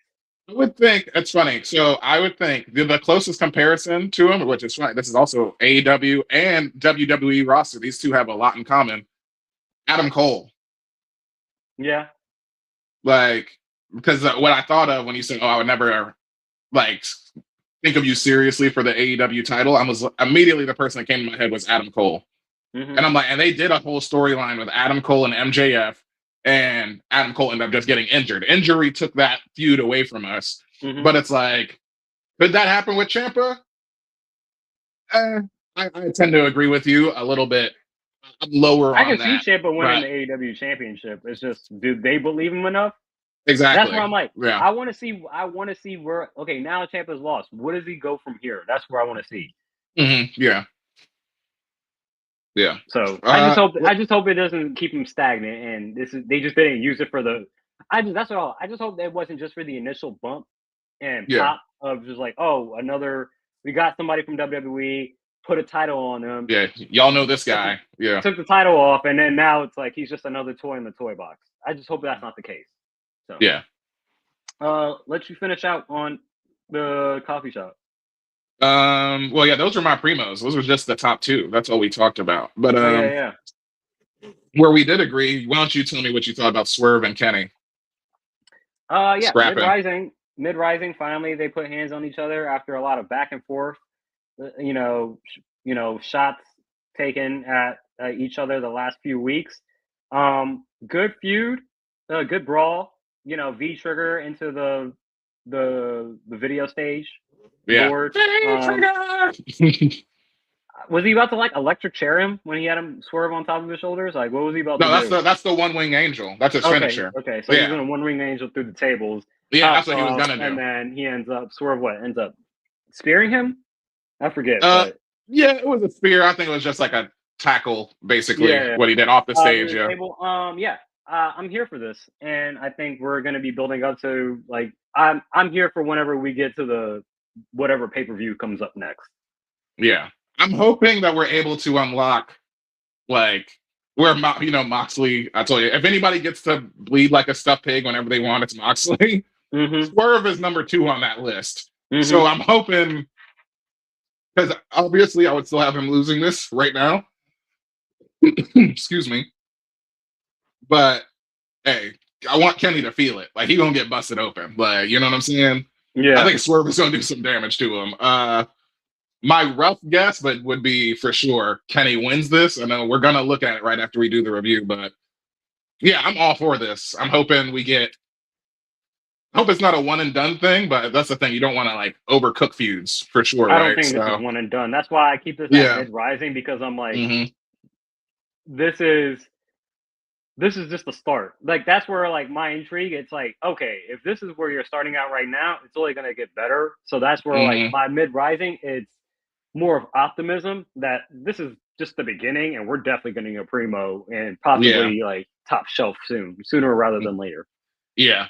Yeah. The second or third match of this feud will be top shelf. I gotta believe that Yeah. right now. Yeah. Um. Oh, the thing that I had up here, I'm sure you don't recognize. What does PLB in a wrestling context stand for? Can you think? Can you remember? No. It's a type of match. Between Eddie and the Rascals versus Grizzled Young Vets. Uh, Parking lot brawl. Parking lot brawl. Okay, I was like, I'm So not sure. this one, I low key like. Did they surround the car? They surround the area with So cars and everything. this is where I wanted to get to. Right, the production of this was great because immediately it's nostalgic but new in the same way. Because I know we've seen AEW's like parking lot brawls before. Like I remember when the best friends broke up, Trent and Chuck, they had a parking lot brawl, and that was like what I remember. That was very similar to like who was it? Eddie and Big Show. Eddie and Big Show had the parking lot brawl. Yeah, theirs felt like that. Where this one was way more. I mean, you see who's in here? It's the Rascals. So you know these guys like somehow Trey Miguel and Zach Wentz. These guys are still able in a parking lot brawl. Trade back in AEW, TNA. Yeah, excuse me. Yeah, you know what I'm trying to say. The rest, yeah, are still able to do like hurricane ranas and stuff, diving hurricane ranas onto each other, and I'm like, but it's not. This is the parking lot also. So as they're doing this, those bases got to be sturdy. You know what I'm saying? And I was just like, I really wanted to put this in Primo because I had so much. I was glad that I went back and watched this. Match wise, it's a Primo, but it's like I have absolutely no context of story. So it's like where it was just fun to watch, and I'm like, I'm sure Eddie beasts with everybody, like low-key. Like, you know, everybody gets on his nerves, so I could see him like talking smack to GYB just cause. But yeah, I just had fun with it. And like I said, there was literally shooting stars like to the concrete and stuff guys were doing. It was like, yeah, it was crazy. Yeah, I got it was fun. Out. That sounds that was it was fun. Like, because there was obviously they hit more often than they don't, because obviously you don't want people hitting the concrete, you know. Yeah. But forgive me. The one he used to be in WWE. He was the North American champion. Wesley, Wesley, he does a walking up like shooting star and misses. And just as simple as that is, I'm like, oh, I know that sucks. Like just landing on the concrete and throwing yourself in a backflip. Like, what the hell? But yeah, it was super I wanted fun. to call out too. Sorry, this goes back to NXT in the Blake and Jada match. Did you see the part where there was a botched like suplex? Remind me. So Blake I did. I watched the Blake whole thing, had Jada and what she was set up for, a suplex, but then like they just mistimed the jumps, and Jada didn't get over, and so like she kind of like went down. She didn't hop over in time, and so she kind of like went back down to kind of go back to the setup. But then Blake was already kind of falling back. That it looked pretty gnarly. That like Jada almost like landed on her neck. It looked pretty bad, but obviously they're all safe and whatnot. But that was also another botch that happened this week. Yeah, that's a rough. Like when you see just a standard standing suplex and that's botched, because that always gets botched into like a rolling DDT, like a crank on that neck. Yeah, but yeah, she didn't get, like I said, the timing was off on it, because like Jada was posted, she didn't even get up. Like she started to jump, but then Blake was already, it was going down. It was already super mistimed, and then it ended almost like it looked like a DDT, but it was clearly supposed to be a suplex. But like Jada almost, like, obviously she's safe now, but like it looked like if it could have ended up pretty bad, where she kind of like landed on like the top of her head. But yeah, random, as you mentioned, just like the safety hazards of being in a parking lot brawl and hitting shooting star press. I'm like, yeah, man. Like, I can't imagine like you just, you know, hitting that concrete like that. You got two shakes. Yeah. There was somebody else I was with, Grizzled Young Veterans. Forgive me, because it was a 4-on-4 match. So Yeah. I was trying to find that real quick. But Bandito and Beast Mortos. I probably would have left this off of here completely if it wasn't just for the fun that was had, like in a silly way where we got, Bandito playing the not bull rider, but what is it called? Bull dancer. He pulls out his scarf Matador. and like Matador. Thank you. That's the word. And Beast Mortos being the bull that he is. Yeah, And, makes sense. but we've seen this match plenty. Like, I mean, Beast Mortos has challenged him for the Ring of Honor title at least twice. And those were some match of the year contenders last year. This was just the regular good stuff that we got in for this week on Dynamite. Apparently, But good stuff. Bandito is hurt with a right thumb injury. Oh no, he's gonna be out for 9 months like Bianca. Hey, that's a knuckle. It's a knuckle. This is all right. So we'll see what happens. But apparently that just came through. And you got Death Riders. Yeah, Don Callis family. 4. Yeah, and as I said before, I said last week that I was like, this is the last time it's gonna be mid. So this is as high as this match goes from this point forward until we get some kind of like progression forward where I'm like, I need to figure the only thing, because we got Takeshita versus Moxley for the Continental title, right? And I'm sitting here like, how does it make sense in this case? Because it feels like they've just been fighting just to fight. But I'm like, maybe this is the point where we start the whole, because Revolution is now the one coming up. That's a major pay-per-view that they got. Maybe now we get a Claudio, or not a Claudio turn, but a Death Riders turn on Moxley, like if he loses. But exactly. Just because I'm like, like I said before, I love the concept of the Continental title and everything. I think it should be, I would say featured more, but obviously Moxley is like one of the most featured that they have.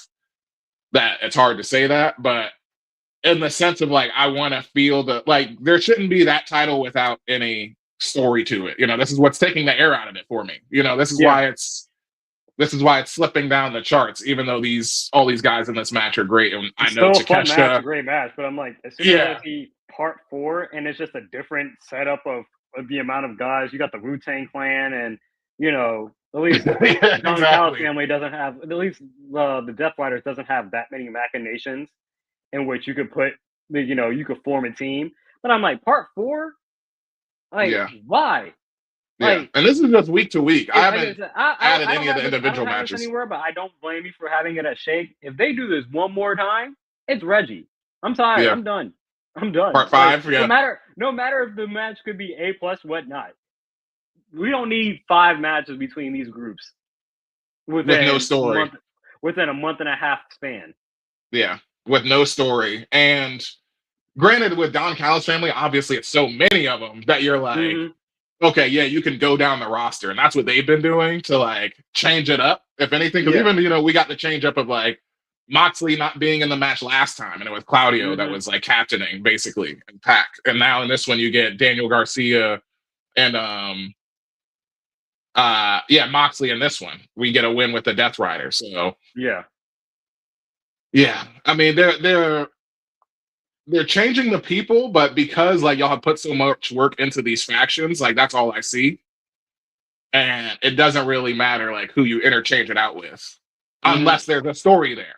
You know what I'm saying? So, but that's where I think, if anything, even if it's not about Moxley, I thought on the other side, Don Callis family, there's 3 titles they're up for today, which would be the Continental, or Andrade. Like he's fighting for number one contender, which I would definitely pick him for that. Same. And I forget the other match that we're having, but Kyle Fletcher. I got Kyle Fletcher retaining. I said that too because I think he should elevate. But that's what I got for that. But yeah, like you said, part 5. Yeah, it'll be a shake. We need to see some type of progression. This is rough. This is rough. Yeah. But that's all we got. That's all I got from Dynamite. Let's get to the gallery, the Book of Wrestling.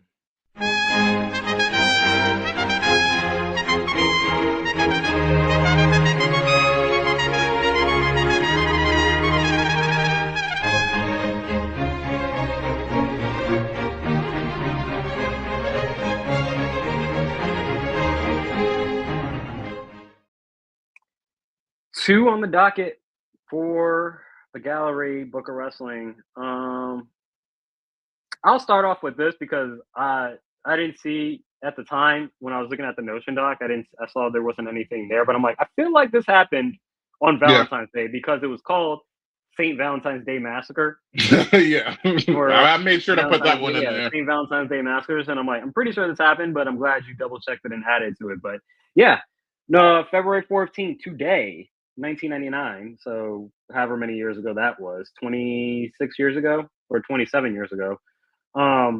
St. Valentine's Day Massacre, WWF St. Valentine's Day Massacre in Your House took place at the Pyramid in the Memphis, Tennessee, and saw Paul White, the Giant from WCW, make his WWF debut, also known as the Big Show, but he wasn't called the Big Show at the time. By interfering in a main event steel cage match between Stone Cold Steve Austin and Mr. McMahon. Austin's WrestleMania 15 WWF title opportunity was up for grabs, and he'd win the match when Wright inadvertently threw him into a gimmick side of the cage, breaking it open and allowing Austin to drop to the floor and win the match. What's also left out of that description, he appeared through the bottom of the mat. Oh, yeah. He ripped open. He came from under the ring and ripped open the mat from underneath, and then came out and then threw him out. So iconic moment, a way to introduce a character. Obviously, the Big Show goes on to becoming a legend, both in wrestling and I guess you could also say socially, right? Like people know Big Show. I think just for literally the size of who he is, and he had a show. I mean, he had the Big Show show. It was the Big Show or something like that. I'm like, that sounds he familiar. did he had a game show. He did, for like a season. I remember that. But yeah, iconic match. And it's like I remember I was like, I know they had the pay-per-view was named St. Valentine's Day Massacre, but I was like, did that happen on Valentine's Day or was that like the 13th and it just so happened to fall on the weekend or whatever? But no, it was. So shout out. That was actually. Yeah, and I got 2 more that I didn't put on here, so I'll read this. You can have the other one that's actually on the doc. But worth mentioning, February 13th, 1997, Shawn Michaels forfeiting the WWF Championship and cutting his Lost My Smile promo. That was Thursday Night Raw in Lowell, Massachusetts. The original creative was for Michaels to retain the WWF title on this show against Sid in the Royal Rumble rematch, which would set up an eventual rematch between Shawn Michaels and Bret Hart at WrestleMania 13. However, Hart was already booked to win the Final Four Elimination pay-per-view match 3 days later. Also on this edition of Raw, Rocky Maivia won his first championship in the promotion, beating Hunter Hearst Helmsley for the Intercontinental title. So very significant Raw back in 1997, 29 years ago. And then a personal day I'll never forget, because I do remember that this is February 13th, even without looking it up. Just the episode of Raw, like, you know what I'm saying? Nothing to write home about, except this was in 2017. And this was the Festival of Friendship that occurred. My goat. Chris Jericho getting his ass beat by Kevin Owens. And as we know, very well know, Kevin Owens thinks he's justified. He's justified in every ass whooping he's given out, except Kofi Kingston. That's the only one that he's said that he regrets. He didn't actually have that coming. But everybody else, so Jericho, you had it coming. Goat or not. But all right. There you go. I don't have those for some reason. That's not popping up on my Notion doc. I still have the 2 that you initially put in, but I'll believe you. No, that's what I prefaced it with that. You didn't hear me. I prefaced it with that. Yeah, I didn't put them on there. 2 for me, 2 for you. You get the 2 Valentine's ones. There you go. I want to add to that. Chris Jericho was supposed to be. We predicted possibly Jericho coming back first. Initially, the first Raw of the new year. Didn't come up. Then it was like WrestleMania. Where did Chris Jericho debut in WWF? What city? Where? Yeah, what city was his debut? It's funny because I can see it. I can see the Raw right now with the Rock in the ring. And I'm gonna double check this just to make sure. But I'm pretty sure it was Chicago. Oh, was it? Oh, interesting. I would say it wasn't Canada. Yep, it was Chicago, Illinois. It was Chicago. Okay. But I was gonna say it wasn't Canada. I remember it being cold, but I was like, it wasn't. I was gonna say probably Boston or something, but it was in August. But yeah, but oh, okay, whatever. Cold City. There you go. That's what I meant. he debuted in 1999 in Chicago. Elimination Chamber is in Chicago. Fingers crossed. Come on. Maybe we just have a. Do you think Jericho debuted? I mean, no. Maybe he cost Finn Balor his match. But, hey, that would be the only way Finn would win, right? That's the only way. That's a nuclear level event. No, it didn't even cross my mind of him. At this point, popped in my head. Yeah, at this point, it's Raw after Mania because I wouldn't even have him debuting at Mania. I'd have him at Raw after Mania. That makes sense as well. Last one on the Book of Wrestling. February 14th, also today, 2004, so it's 22 years ago. Early Ring of Honor history. In the main event of the Ring of Honor's second anniversary show in Braintree, Massachusetts, which I did not. I lived pretty close to Braintree.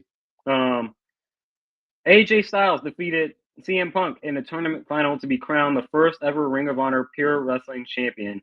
Also, Samoa Joe defeated BJ Whitmer and Dan Moff and Low-Ki to retain Ring of Honor World Heavyweight title in Four Corners match. I believe you showed me the AJ Styles and CM Punk match before that. Yeah. I think this is a return or a second entry. But that's where I was just like, right, every time I see like 2004, that was happening. AJ Styles and that's CM fucking Punk. Crazy, bro. Because I know I found that. I'm pretty sure this time last year I actually did I found the match. You found the match, and I was like, we watched it. I was like, yeah, it's crazy. Yeah, it's crazy. Yeah. Yeah, and 22 years later, one of them just retired, and the other one is WWE gonna be retired heavyweight champion. Yeah, gonna be retired by Gunther eventually. Or we're gonna stick with this gimmick. Yeah. That's it for the Book of Wrestling. Let's get into the last televised show or live televised show. SmackDown, the Boutique. I watched this live last night. And I was also watching, I was dual screening. I had something on the TV. I was watching this on my tablet. This was the most nonchalant episode of SmackDown. Yeah. Like, this is, even Bleacher Report, they gave it like a C+. And I'm like, that's generous.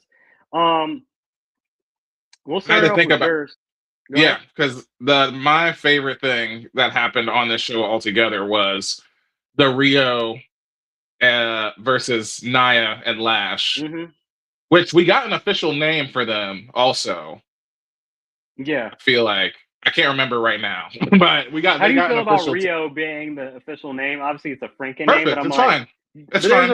There's a Rio in AEW, New Japan. No, WWE doesn't acknowledge the AEW. That doesn't exist. New Japan doesn't exist. Just calling it out. The match did not care for because again, it didn't have any of the stakes that I would believe. Do I think Lash and Nia could win? Sure, they're not winning right now.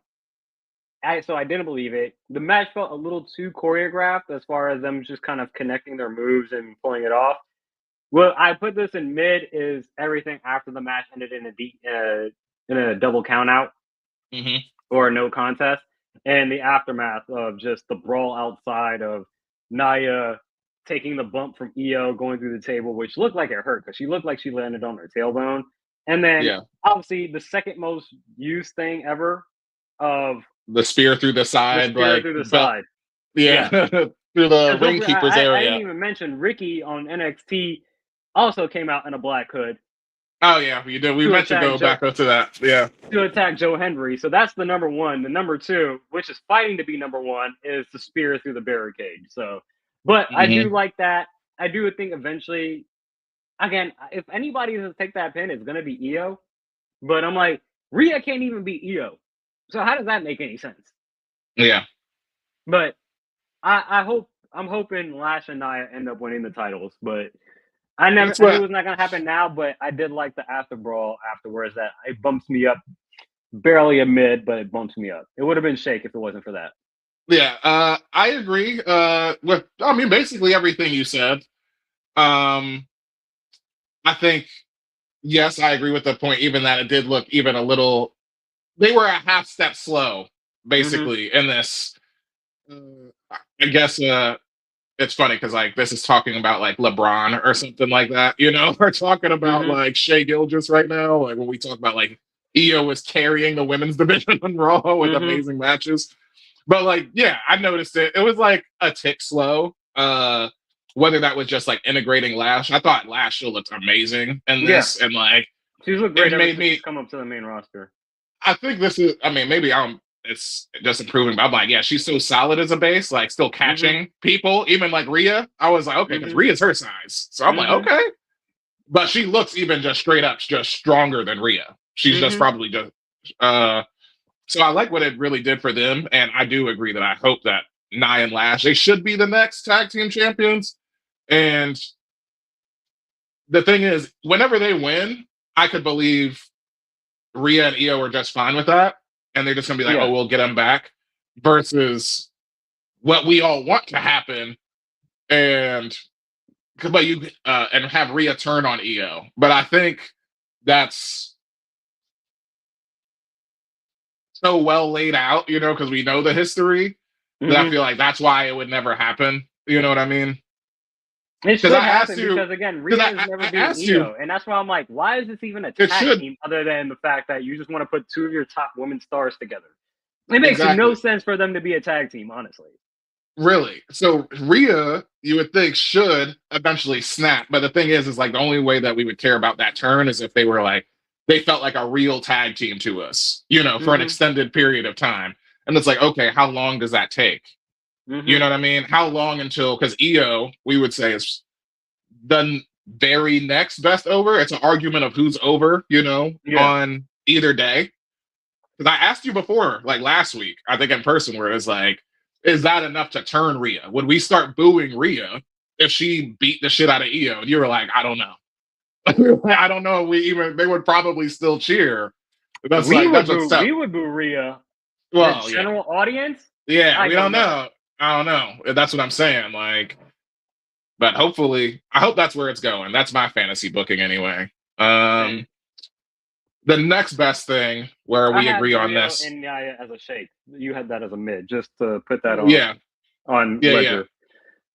Yeah, that's why I had to mention the next best thing, because you actually beat me to this watching the full match, because I put the ditto here. But Cody qualifying for Elimination Chamber, even with the Drew chaos, like this was. Well, first of all, I watched it late, but even before I watched it, this is just it reminds me of the Masked Man segment this week because they were talking about the SmackDown coming up. They recorded on Friday, and they were like, "Yeah, of course I want Jacob to win," but it's like, "Yeah, that's Cody Rhodes. There's no way he's losing, right?" And that's where my mind landed with this one. Is like, of course, like who else is winning this match? You know what I mean? That's why I wanted Sammy to win this, just so we could have the Sammy versus Drew at Romania, especially with like Sammy being 0-11, and it's just like, okay, yeah, Sammy gets to finally win the world title, and this is his path to like WrestleMania. Yeah, and I thought it was gonna happen. Because that's easily you think it's gonna be Cody when you first just look up the lineup, and I'm like, okay, maybe Cody and Jacob have been feuding. They can cancel each other out. I wasn't even thinking about Drew interfering when I was watching this match. And so when Drew started to interfere, destroying Jacob, putting him through the table, Claymore to Cody, this, that, and the third. Drew brings Sammy, lays him over Cody, and you think that's the match. 1, 2, and then Cody, has he moved up to Diamond Resiliency? No, for sure. Of course. Is Sammy still the top end on resiliency? Yeah, Sammy is number one. He's still number one resilience, but it makes sense. Of course, Cody would have that. The fact that Cody kicked out annoyed the hell out of me. It was like at that moment, like, because that's the point when we know we're not, because Drew, that's such good writing if Sammy wins right there. Because Drew is thinking, regardless, you're not going to win the chamber, Sammy. I beat this guy 11 times. But he still has to win the chamber. You're not beating the chamber, first of all. And then the next thing you say is, I beat you 11 times. And then he loses the title to Sammy. But like you said, the second, because they put the whole match up there, which I appreciate WWE for doing that, Yeah. some of them. But yeah, they put the full main event up there. And watching that, the second, I agree. The second that Cody kicks into that, I was like, of course. Of course. Of course. Like, it was because that dude from in my South mind, like Young Capone, he was like, it was always going to be a trap meet. Like, in my mind, it was going to be Cody's winning the chamber. And then Jacob just like, he pulls the Rhea from last year. Like, because Rhea was just so ticked off at like, because Bianca won the Royal Rumble. mm-hmm. And she was like, I work harder than you. I'm better than you, all this stuff. Yeah. And that's why EO ended up retaining. So I was thinking that similar thing was going to happen. Cody wins the Rumble, or excuse me, the Chamber. Jacob is still like, nah, fuck that. Mm-hmm. Like, and forces his way in. Drew retains. That's how I figured it. And then we get the more fall off from. But yeah, regardless, no, none of that matter because Cody fucking won. Yeah. Terrible. And that's what it feels like when a lot of these Elimination Chamber matches, qualifying matches, they're like, it feels a little too predictable. Oh, man, it's funny that you bring that up because it's like, yeah, I really believed in that moment. Like Joe Hendry. I really believed that Sammy was gonna win. Sammy could have won as soon as she kicked out, I was like, okay. Because if that's the way that match ends, immediately we're talking about this, and I'm telling you, I think the prediction is we're saying Sammy's winning the title at Mania. Yeah. Like just off of that, that's what I would come in here and say because we just booked it out. So that's crazy. We were that close. I'll still ask you that. I don't know how it happens. Is Sammy beating Drew at Mania? I don't know how it happens. I can't fantasy book it for you right now. Is there a way Sammy ends up to still get him there in a match against Drew at Mania for the title? I mean, yeah, you can always have an injury happen. We get like the Masked Man or the Hood attacks. That's what happened to Naomi last year. Because she was coming into the chamber and Jade returned and beat her ass before she could do anything. So just have that spot. The Hood comes in and beats somebody's ass, and now we got a vacant spot. Sammy, get your ass in there like ISO Speed from the Rumble last year. And we just get a fucking Kofi Mania run. That's a loose one, but, for the sake of just throwing something out there right now. Just something different. But again, yeah. But I also love Drew being. If Sammy would have won, that would have been primo, and then it got dropped down immediately when Cody won. So I'm like, okay, yeah, more predictability. Yeah, and that's why I didn't even put it on here. Like I had to, or originally I didn't put it on here. I had to go back and put the ditto because I was like, okay. But I've been loving also Drew as champion because it's like, man, he's such an asshole. Like as much as he complains about like everybody always fucking with him, like. Bro, obviously we know his character is literally a hypocrite. That's all he is, and a complaining bastard. But it's just like he just looks so good doing it that. I love him coming in. My ignorance, I'm like, I did not expect him to interfere in this match, but I'm like, oh, it makes sense. Yeah, yeah, because like I said, like that's such good writing in the moment of SmackDown. To be like, Drew's like, oh yeah, why wouldn't I put Sammy in the chamber? He's not gonna win that shit anyway. He's ass. Like, of course that's what he would think. And fuck Cody. I've kicked his head through the announce table twice. You know what I'm saying? So, but yeah, those are the top two things for me that I had. Let's talk about the other Elimination Chamber qualifying match. You had this as a shake. I didn't have this listed anywhere, but Alexa Bliss gets the win over Julia and Zelina Vega.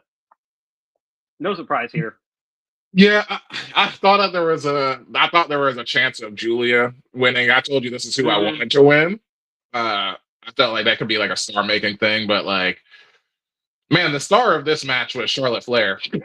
I'll tell you that. Like, that's why this is like for real, like shake to me. But I mean, yeah, Charlotte, she stole the show. I'm telling you. I was like, oh yeah, she was ready for. I was like, is she going out like right now? Like it's funny because like they're obviously like traveling and stuff, but it's like we know that they also get hair, makeup, and all that stuff done. And if you're not being physical, then it's like you're just there at work, still getting paid. So she's just like prepped and ready to go. Like she's just ready. She's actually got to be somewhere. And I was just like, because the way Charlotte was looking, I was like, you ain't just going back to the hotel like that. No, she's about to go to. They were in Dallas.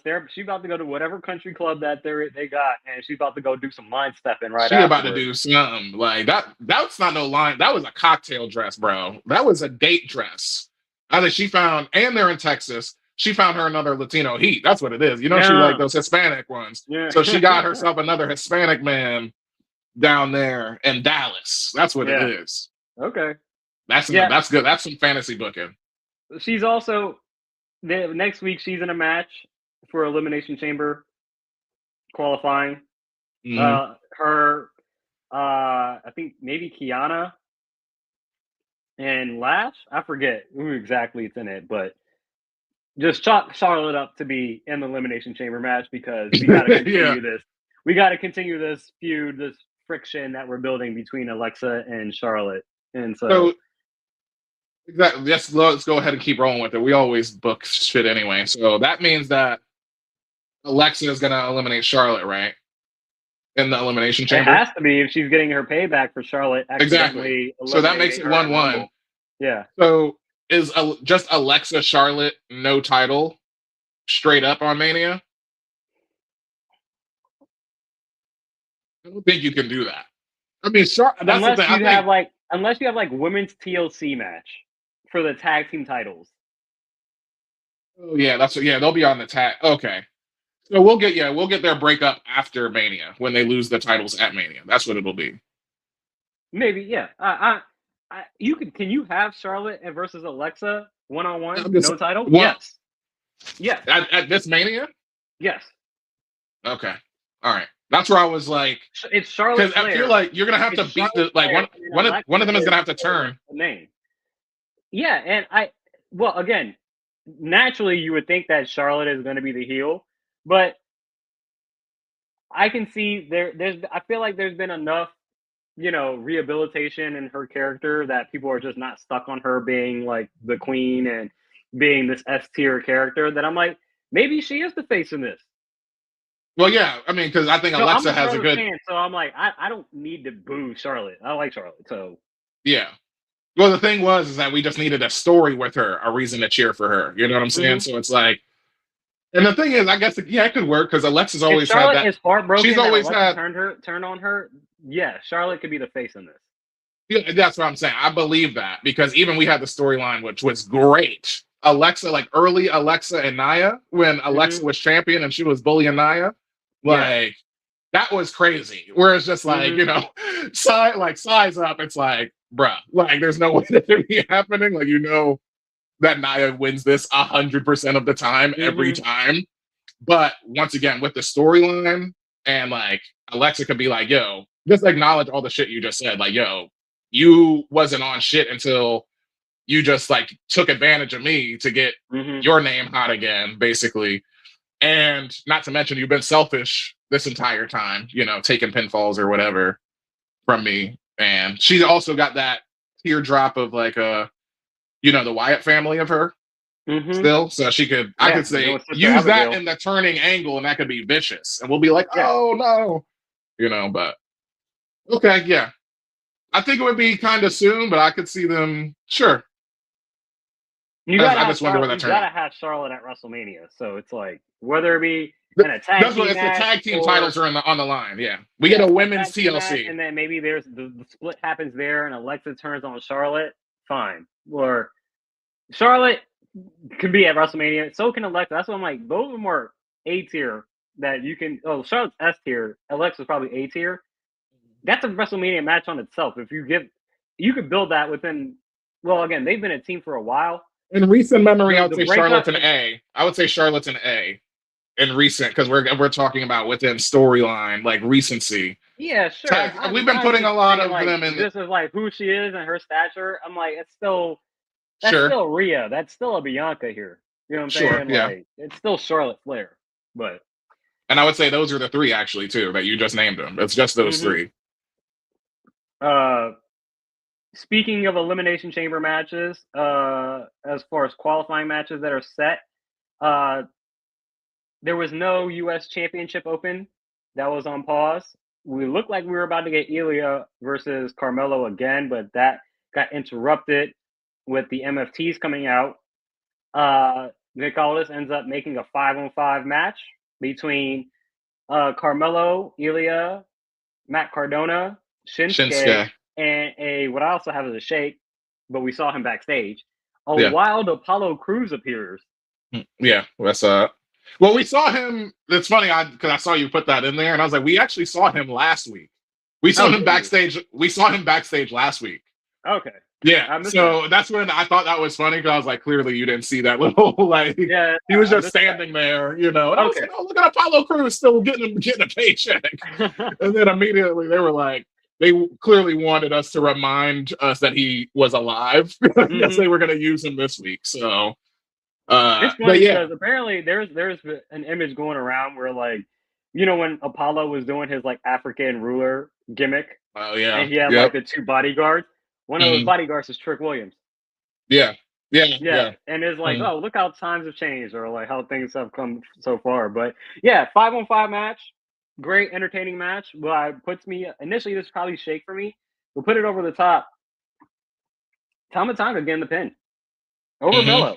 Another cutthroat. Yeah, that's a pin on the U.S. champion because that's what I like is because Solo is already a former U.S. champion, but I think in the history of not just wrestling, but specifically, I'd say WWE faction leaders, you're always going for the top title. There's no reason for a faction leader to be going for the mid-card title. You know what I'm saying? You're always built in the 4 horsemen kind of way, in the evolution kind of way. You know what I mean? Yeah. Or even the Nation of Domination, kind of way. You had the IC champion there, but that was building a new superstar. That wasn't already a guy who was a made man. So, but yeah, great finish. I love, obviously, in these party matches, love seeing everybody hit their finisher at the run-ins, spots and everything. So that's where my thought was. I was like, oh, what's Apollo Crews gonna do? And if I remember correctly, this was just ended up being an enziguri, he ends up doing, a jumping enziguri, and I was like, okay. I was like, what's this finisher? I was like, I don't fucking remember. But yeah, I believe that we're getting set up for Tama Tonga to pull this win off and U.S. champion. Yes, U.S. champion.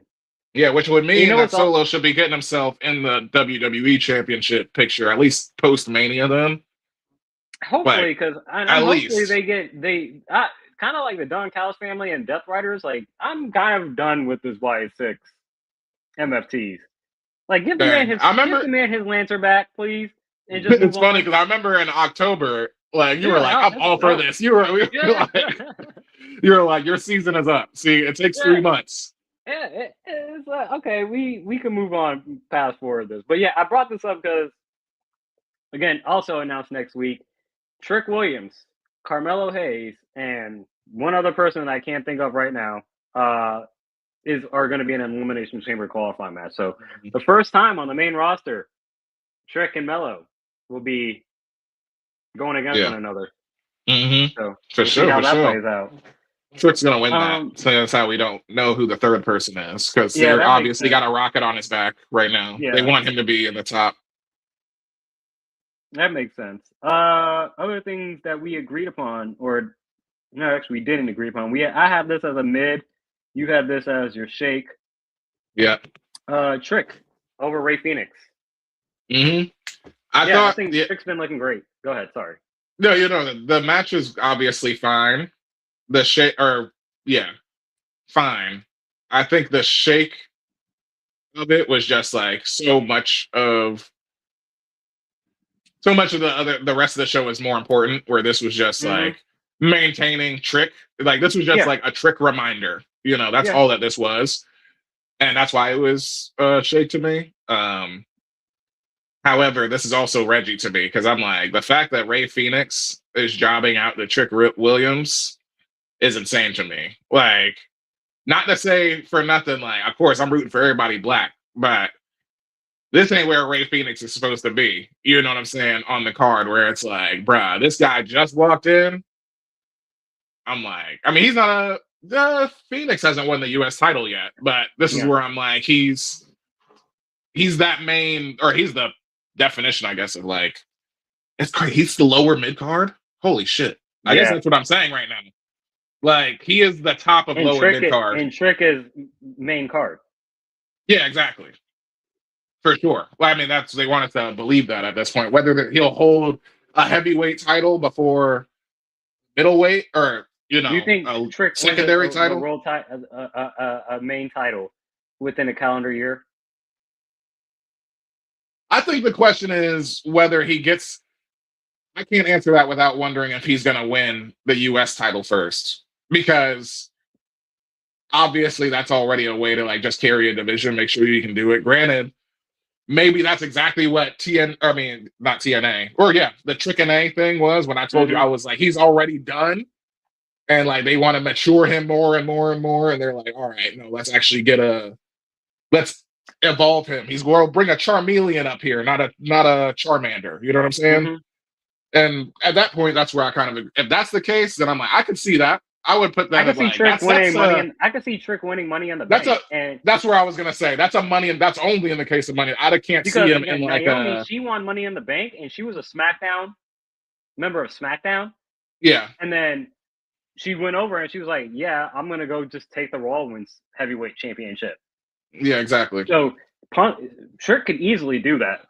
Yeah, like, I mean, Naomi got her ass beat and then cashed in the same night. Yeah. So I would put that odds at like I agree with 5% right now. I can lower it to shake, but yeah, I thought again.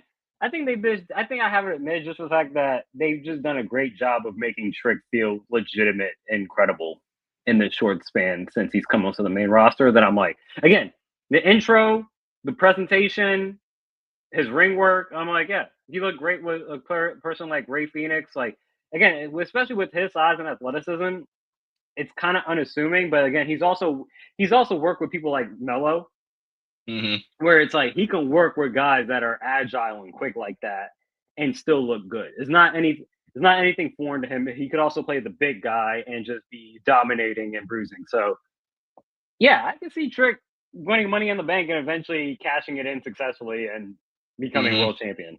Yeah, that's the way he wins that for sure. Because I was like, if he's skipping the U.S. title in that case, I would have that way, because Money in the Bank is when May, right? July. Oh, okay. Yeah. Well, that's right before SummerSlam.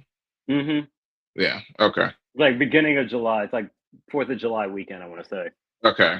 Oh yeah. So yeah, that would be our first season being done after Mania. Then what they want to show us for the year. Like yeah. Okay. Last thing on the card for you is Jade retaining against Jordan Grace with Liv, while Liv trolls her on their Valentine's Day date with Dominic. They were drinking some Dom. Yeah, which I just because this wasn't gonna go any other way, but I did like this is also Champion of the Week. I couldn't think of nothing for it, but in this I'll tell you that afterwards. But yeah, Jade was dominant as she should have been. She gave a lot in like 100 days. Yeah, she gave a lot to Jordan. It surprised me that it wasn't like a straight up, like, I don't want to say squash. Obviously, they weren't going to squash Jordan because she just came up. You don't want to do that. And it's in her first shot. But I thought it was going to be shorter than it was. I'll say that. How long did this match go? Like 8 minutes? Yeah, it wasn't that long. All right. Either way, I guess it felt like a good enough morsel where I'm like, okay, we did our jobs here, basically, for the evening. That's why I kind of just landed at shake. I mean, even with like Liv and like, the Judgment Day of it all. I'll say that mine as well. My champion of the week, it would be Dominic, actually, because right after Jordan, or right after Jade won. Right after Jade wins, and she comes over and gets in like, Liv's face. There's a point in time where like the camera, it's focusing on Jade and, it's coming in on them, the two girls. But right before that happens, like you see like Dominic, he just pockets like the butter knife that was like on the table. And it's like that's that prison shit. It was basically the stay ready so you ain't got to get ready. But I was trying to look for something from Blood In, Blood Out quotes, but I couldn't find nothing to stick. So I was just trying to the Blood In, Blood Out. Blood out. It's that Blood In, Blood Out prison. Yeah, wariness award going to. That's when they title going to Dominic. The hair. He took the hair pick and then he made it into a shank. Yeah, exactly. Yeah.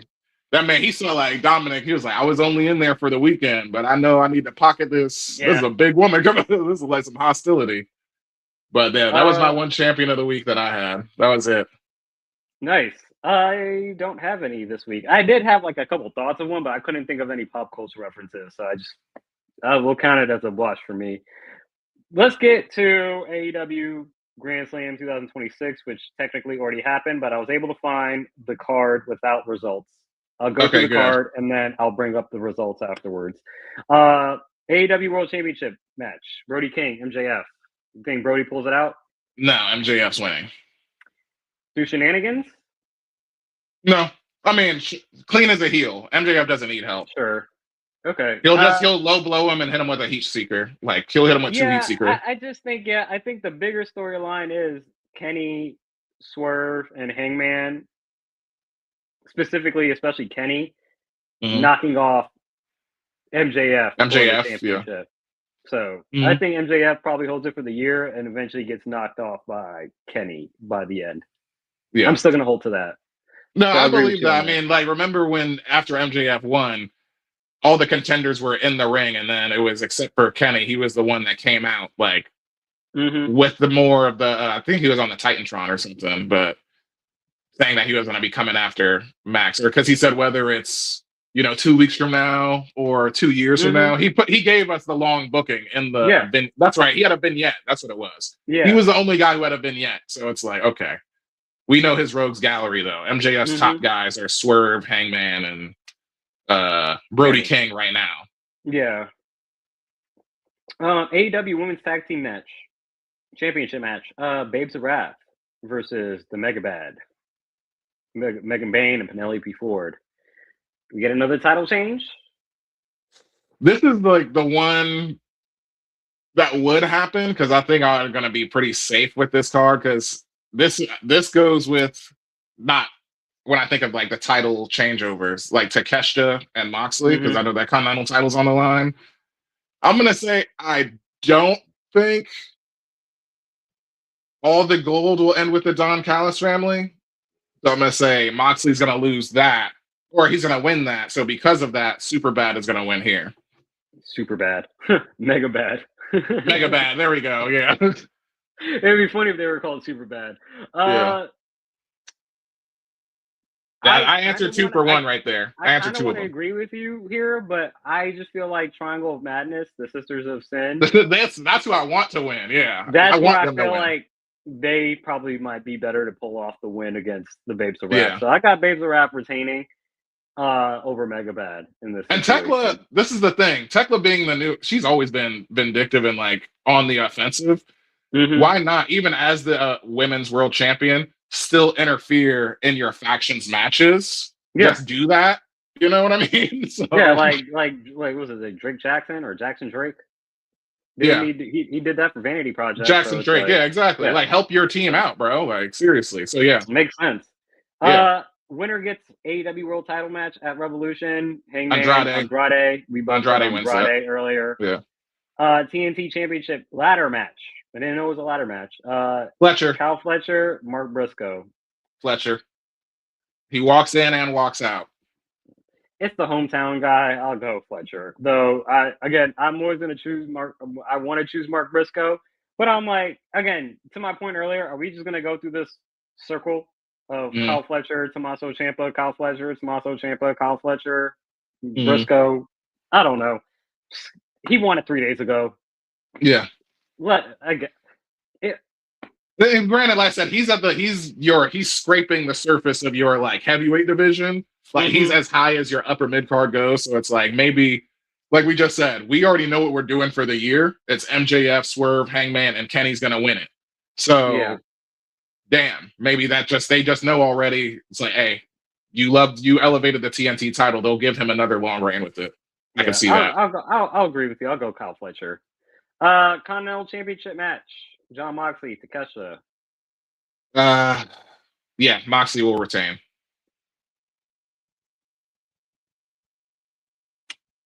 I don't have any title changes on here. Mm-hmm. If I was to guess one, I'll go Thekla, just so we can get that Thekla Okada unification match. Oh yeah, you're right. So the unified title will be back on the line. You're right about. Hey, that's your third eye, Samson. You're keeping that third eye open right there. The wrestling Illuminati. I forgot. That's the actual. No, is it a unification match if the national championship's not on the line?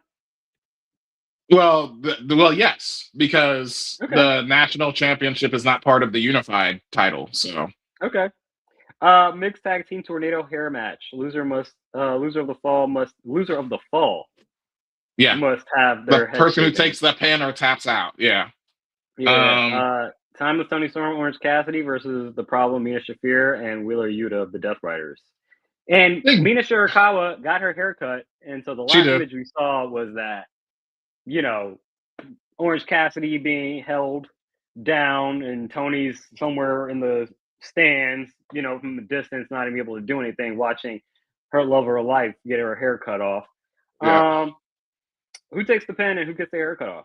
Well, I'll tell you lastly, it's definitely not Orange Cassidy because his hair is already short and he's cool and we're not going to care. To help him.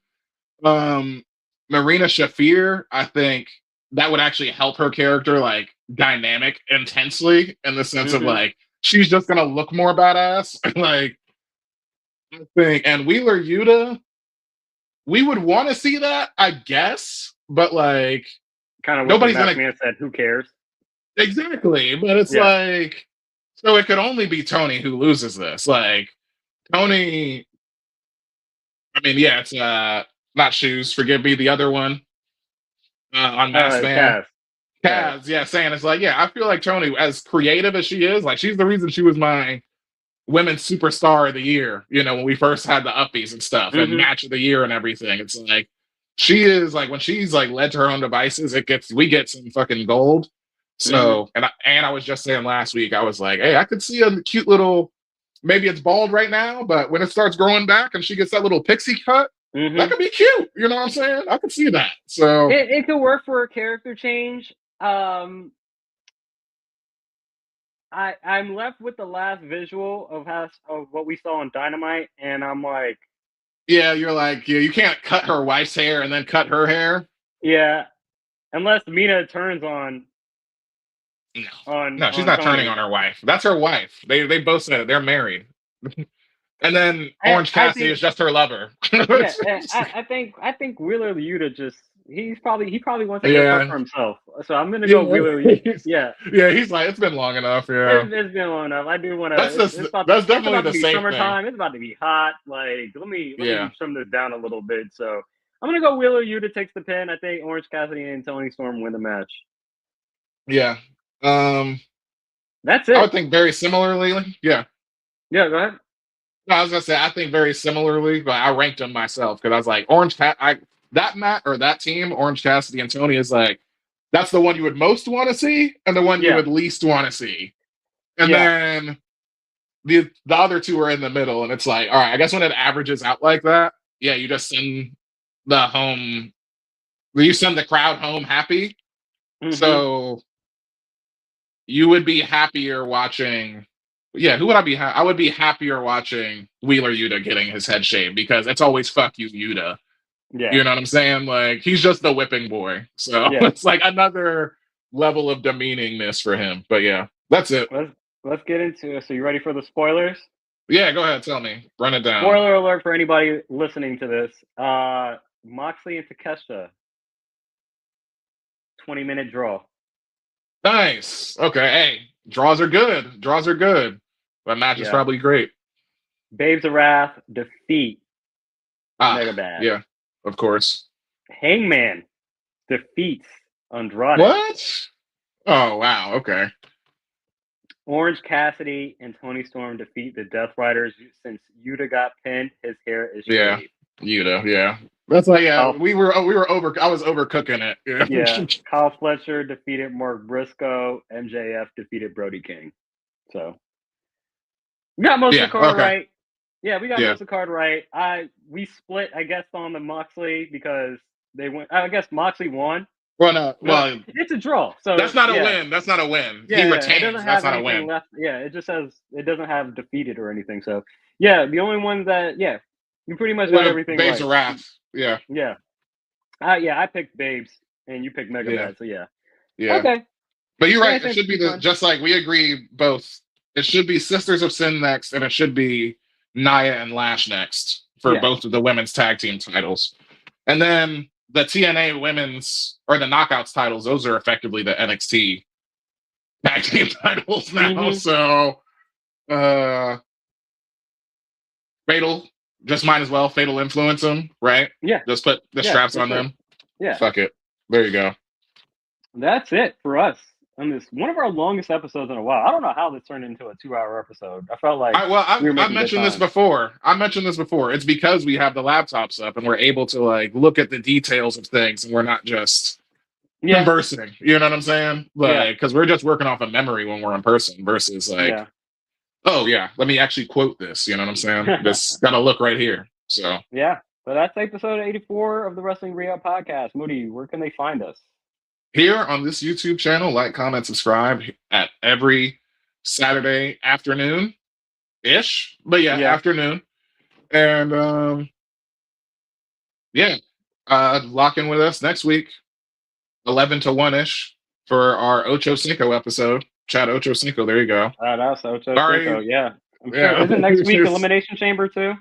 And Elimination Chamber, yep, that is. You're right. So. I'm pretty sure. So we'll have some points on the line. We'll see how that plays out.